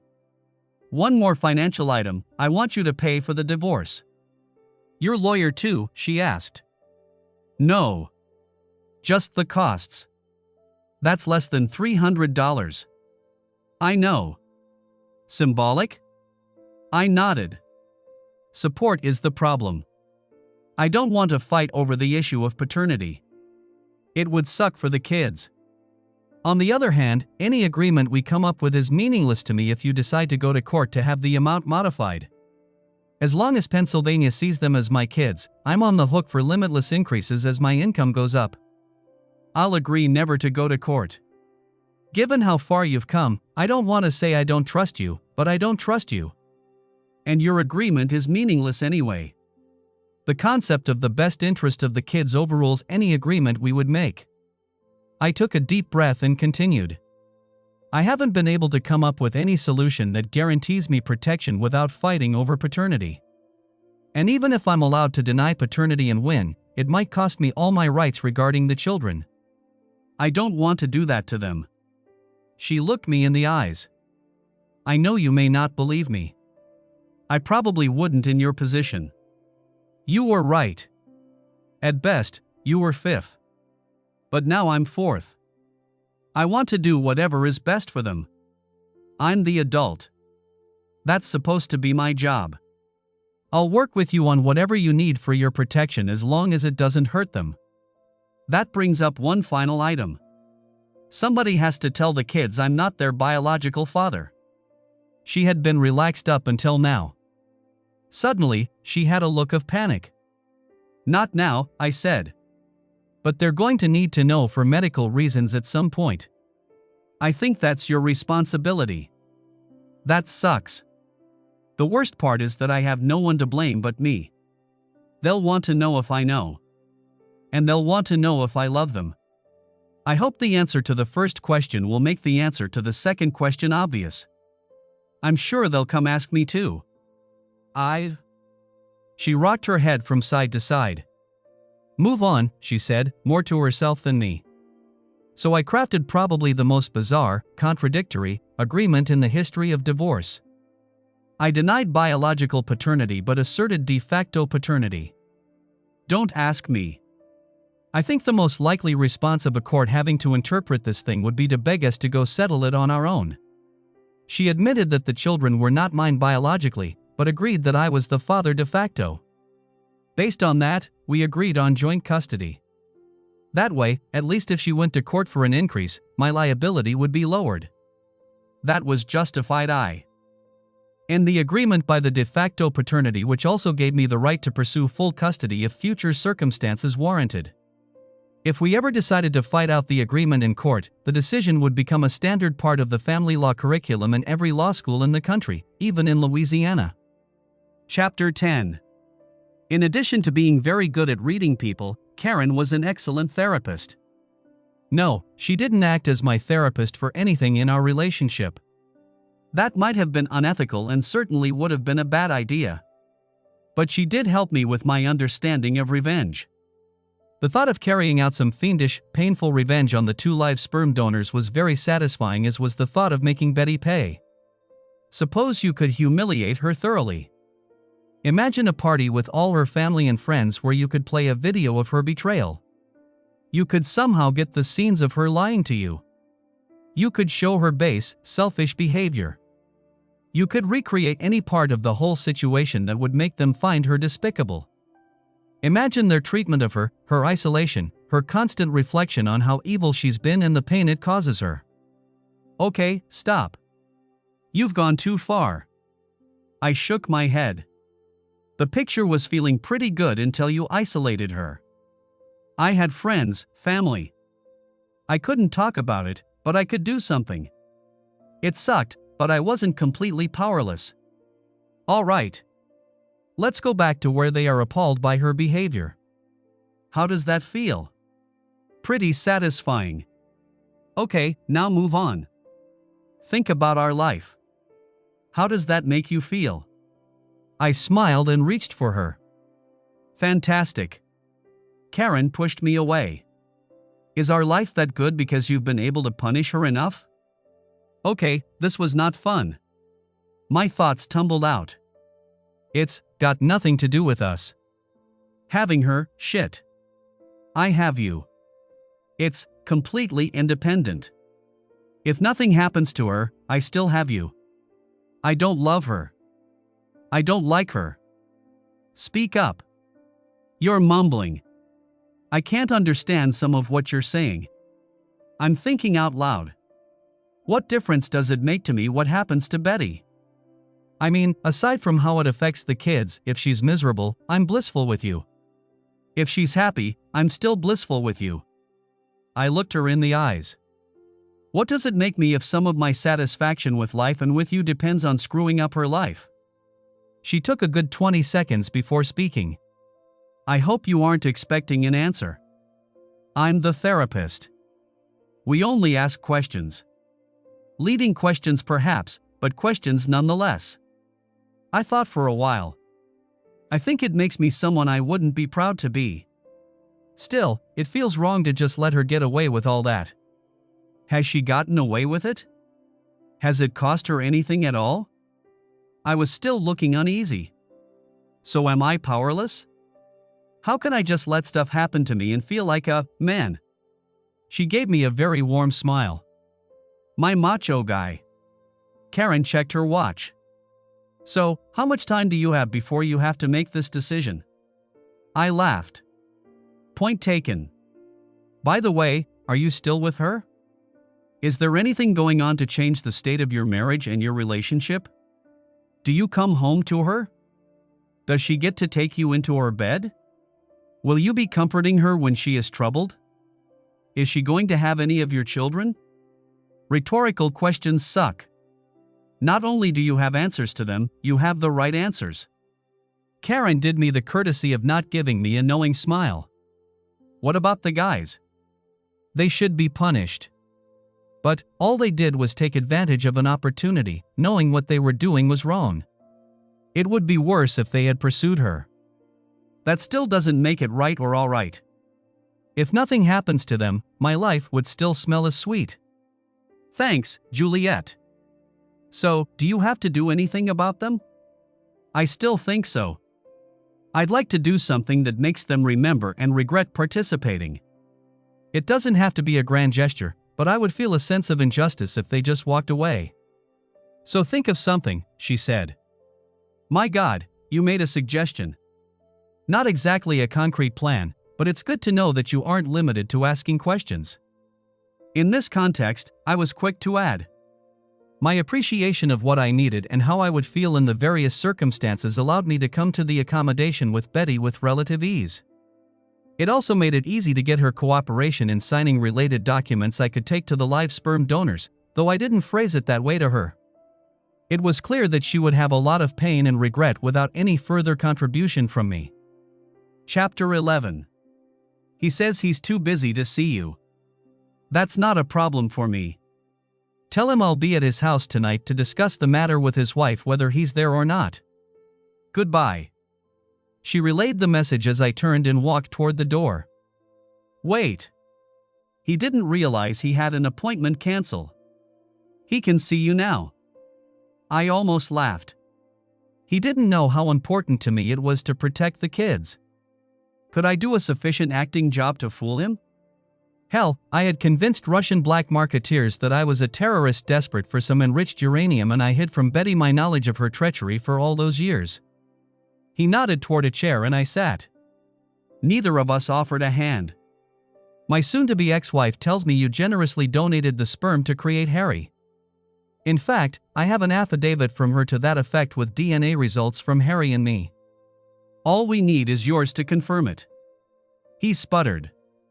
There wasn't much point in denying it, so he waited for me to continue. I didn't bring an invitation to his birthday party for you and your wife, but I can get you one if you'd like. No? What do you want? First, an admission that you are his biological father, which nobody else will see if you agree to and follow the other terms. He waited for the other terms. Second, notwithstanding that, you will never take any legal action to establish that paternity, seek visitation or custody or any say whatsoever in his life. He smirked. I take it that is not a problem. No response. Finally, you will make support payments to me. That will help you explain it away, but you won't deduct them. Support payments are taxable. He was scowling. They will be calculated based on the support schedule and the rules of civil procedure. They will continue until the ladder of graduation from high school or Harry reaching 18. He maintained the scowl. I was stone-faced. And what if I don't agree? I smiled. I'll contest paternity. I'll file naming you as the father. Betty will file for support. I'll file asking for reimbursement of past support based on fraud. I'll file a separate civil lawsuit for destroying my marriage. He had that aha look on his face. There is no longer an action for alienation of affections. He said it as if he was announcing a royal flush. You knew she was married. It will be negligent and intentional infliction of emotional distress. Also, marriage is a contract. I'll add tortious interference with contract. I said it as unemotionally as I would have told him I was going to blow my nose. I looked him straight in the eyes, challenging him to disbelieve me. He didn't. He seemed to get smaller before my eyes. And if I agree? I'll eat the back support. Nobody will know? Nobody will know. All the fight went out of him. He nodded. I just happened to have the agreement with me. Do you have a notary? The confrontation with the other donor was along similar lines. He squirmed like a fish trying to get off the hook, but was convinced by my steel-hard eyes. The look was easy to accomplish. All I had to do was think about what he and Betty had done. Chapter 12. Cooperation between Betty and I continued without a hitch. Each time I saw her, I could see a sadness in her eyes, and it gave me a little satisfaction. It also gave me a little dissatisfaction with myself that I could enjoy her suffering. But each time a strength and determination to recover from her self-made unhappiness also showed in her. It gave me a little satisfaction that I was happy to see her on the path to recovery. It also gave me a little dissatisfaction that I could have any empathy with her situation. Basically, the whole thing generated a lot of ambivalence. But that's how life is, isn't it? So little is clear, and the consequences of some actions taken or not taken are rarely what we expect. All you can do is the best you can. Karen was getting pretty close and was not as spry as she had been. Our sex life was completely devoid of acrobatics. But then, acrobatics are overrated, especially for those of us who are not acrobats. I answered the doorbell and Betty was there, smiling broadly. I invited her in. The women exchanged greetings, though Karen didn't get up. Betty lifted a piece of paper and shook it at us. I begged, wheedled, and called in favors and got in to see our judge. He signed the decree. If you guys are still interested, you can get married now. All right, with this notice it wasn't going to be the big wedding that Karen, like almost every other girl, had dreamed of. We could do that later. But it would be before our baby was born. I know it's not that big a deal these days, and we had agreed originally to have it long before we were married. But the announcement brought a smile to Karen's face. Let's do it, she said. I went to the phone and called a judge I knew. I came in contact with lots of them in my work and even counted a few among my friends. She was happy to be involved. As we were discussing the date and time, I heard Karen tell me, "Get off the damn phone." I turned and gave her a quizzical look. Betty was helping her from her chair. "Let's go have this baby," said Karen. Lisa heard this over the phone and asked what hospital. We drove in Betty's car. It was bigger than mine. Lisa was waiting for us at admitting. I recall some of the conversation, but I desperately wish I'd had a camera to catch it. "Do you take this man as your lawful, wedded husband?" Lisa asked. "Who is your carrier?" asked the nurse at the desk. "Personal choice," I answered. "I need an answer," said Lisa. Karen hesitated. Just trying to recall the question." "Yes, I do." "Membership number," requested the nurse. "And do you take this woman as your lawful, wedded wife? Do you need the group as well?" I asked. "Just one wife, one husband is how this works," said Lisa. "I need them both," said the nurse. "I need an answer," said Lisa. "Yes, I do." "Which part is the group?" "Does anyone know of any reason these two should not be wed?" asked Lisa. "Yes," said the nurse. "I need this information and we have to get her up there right now or we're going to have a hell of a mess." "Then ask your damn questions while she's on the way up." "You," I pointed at the nurse, "not you." I pointed at Lisa. "Does anybody else object?" I asked with not a little trace of annoyance in my voice. Nobody did. "Good, let's get this show on the road," I said.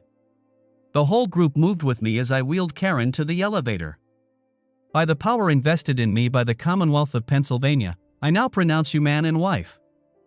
"I'm sorry, sir, you can't go with her unless you have proof you're related." "We have rules," said the nurse. Chapter 13. Karen was very close. This baby would not be spending much more time inside her. I thought I was going to piss myself. I was laughing so hard when Randy asked Lisa to have that officious functionary taken into custody for contempt of marriage. The look on the nurse's face when Lisa started with, "Ma'am, I'm afraid I'm going to have you taken into custody." All of the pain was gone for those few moments. Karen was recounting the events leading up to Alexander's birth. "And," she patted my hand, "he was so helpful, Mom." Did I detect a tone of condescension? He told me to take slow, deep breaths. "And what did I tell you, Randy?" She told me I could demonstrate the process as soon as she punched me in the nuts. My mother howled. She loved Karen and was delighted to be called Mom. "But you're doing it now," I said. "Sure, after taking all the yoga. And don't forget the epidural." Things were quite a bit less hectic than with our first. Karen's doctor told us it was time. I tilted my head questioningly. "It's just a baby," Karen said. "We're not politically correct. Go with the family." Earlier we had agreed it was entirely her call. I was happy to do whatever she preferred, and she knew it. My mother and I headed to the waiting room. My father was reading the paper. He glanced up. Mom shook her head and he went back to the paper. Betty had Alexander in her lap. She had a wistful look on her face. Her 3 kids rushed up to grab me, each calling out, "Daddy." Harry asked, "Did Mommy too have her baby?" I saw Betty flinch. "She's having it now," I told him. Mommy too developed quickly and naturally. The kids were at our house quite a bit. They discovered what I had. Karen's heart was a boundless wellspring of love that was fully available to them. She was married to Daddy. Mommy is mommy, explained 7-year-old Nancy, so Alexander's mommy is like a second mommy. So mommy is mommy 1 and Alexander's mommy is mommy 2. There was not a trace of doubt in her voice, there rarely was. She was just explaining the order of the universe to her daddy. As always, at the end of such an explanation, there was either the implied, or the actual, right, Daddy? And, as always, I gave the expected response of either, that's right, or very good.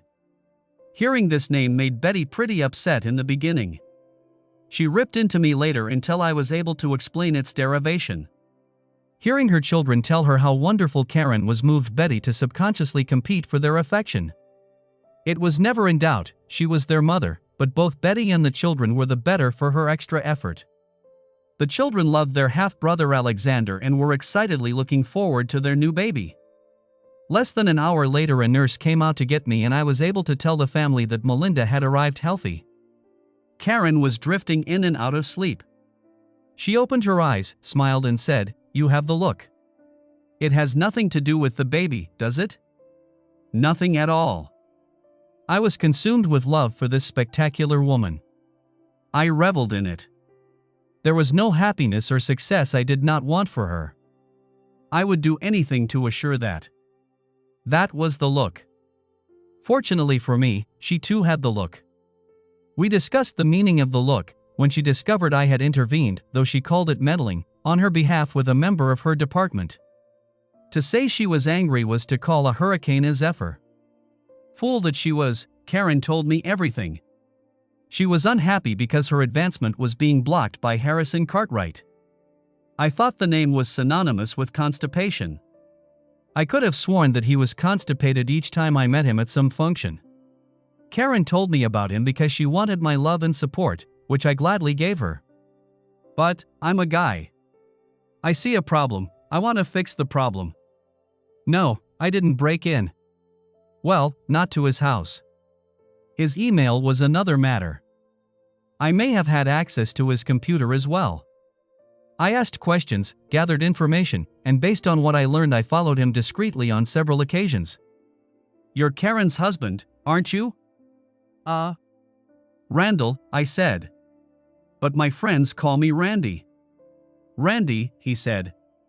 "Call me Randall." I didn't say it in a joking voice. "You're Harrison Cartwright, aren't you?" "Yes, I am." "Funny, I heard something about a Harry Cartwright." "But that couldn't be you. You're too formal to use Harry, aren't you?" Yes." He was starting to fidget and sweat. He was looking for a way to escape me. "Yeah, this Harry guy, seems he's been having an affair with one of the young department secretaries." "I didn't catch his department." "Anyway, I hear the guy has a battle axe of a wife. She would rip him a new asshole if she ever found out." Harrison coughed and sputtered and his face was turning red. "I'm sorry," I said. "I should never have said that. I can see it upset you. I should have said anus instead of asshole." I smiled at him. "Sorry," I said with all the sincerity I could obviously fake. "Just imagine the shit that would hit the fan if his department found out." "I'm sorry, there I go, not thinking again. I should have said excrement." There was panic in his eyes, so I remained silent for a while to let him have the complete experience. Finally I said, "But, I'm sure that will never happen. After all, who could possibly have a motive for revealing his secret? I'm sure he's a fair man." "Oh, well, I guess I shouldn't engage in idle gossip. It's been nice chatting with you, but I've left my wife on her own for too long." I reached out and firmly shook his clammy hand. At 29 Karen became a full professor. There was another party. As we approached Harrison, there was a look of fear on his face and he practically ran to get away from us. It didn't take Karen long to figure it out. "I'm going to get myself something to drink. Do you want anything?"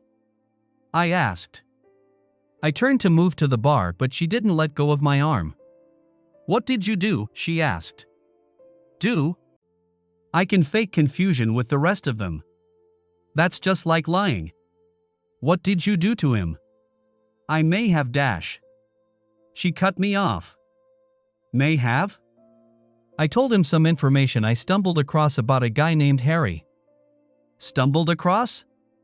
She was getting increasingly agitated. Yes, I stumbled across it while trying to get other damaging information about him. She made a little snort, trying to suppress a laugh. It helped me, but she was still angry. I earned this professorship on my own. When you interfere like that, you take away a little of my accomplishment. When you give me something I could have achieved on my own, you cheat me out of the satisfaction of earning it myself. Cheat? Wrong word. But you get the concept, she said. I just want so much for you. I want everything for you. And you had earned it. That asshole just blocked it because you're a woman. I would have gotten it eventually. I didn't want you to have to wait. She put her hand over my heart. I like your enthusiasm. I love your generous heart. I love you.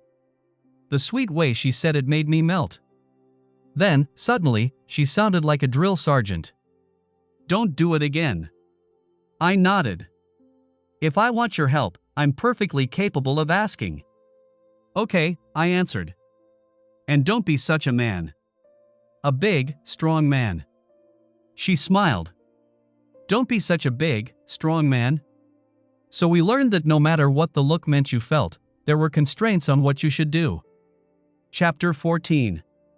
People wandered into and through and out of the house. It was our first annual open house birthday party.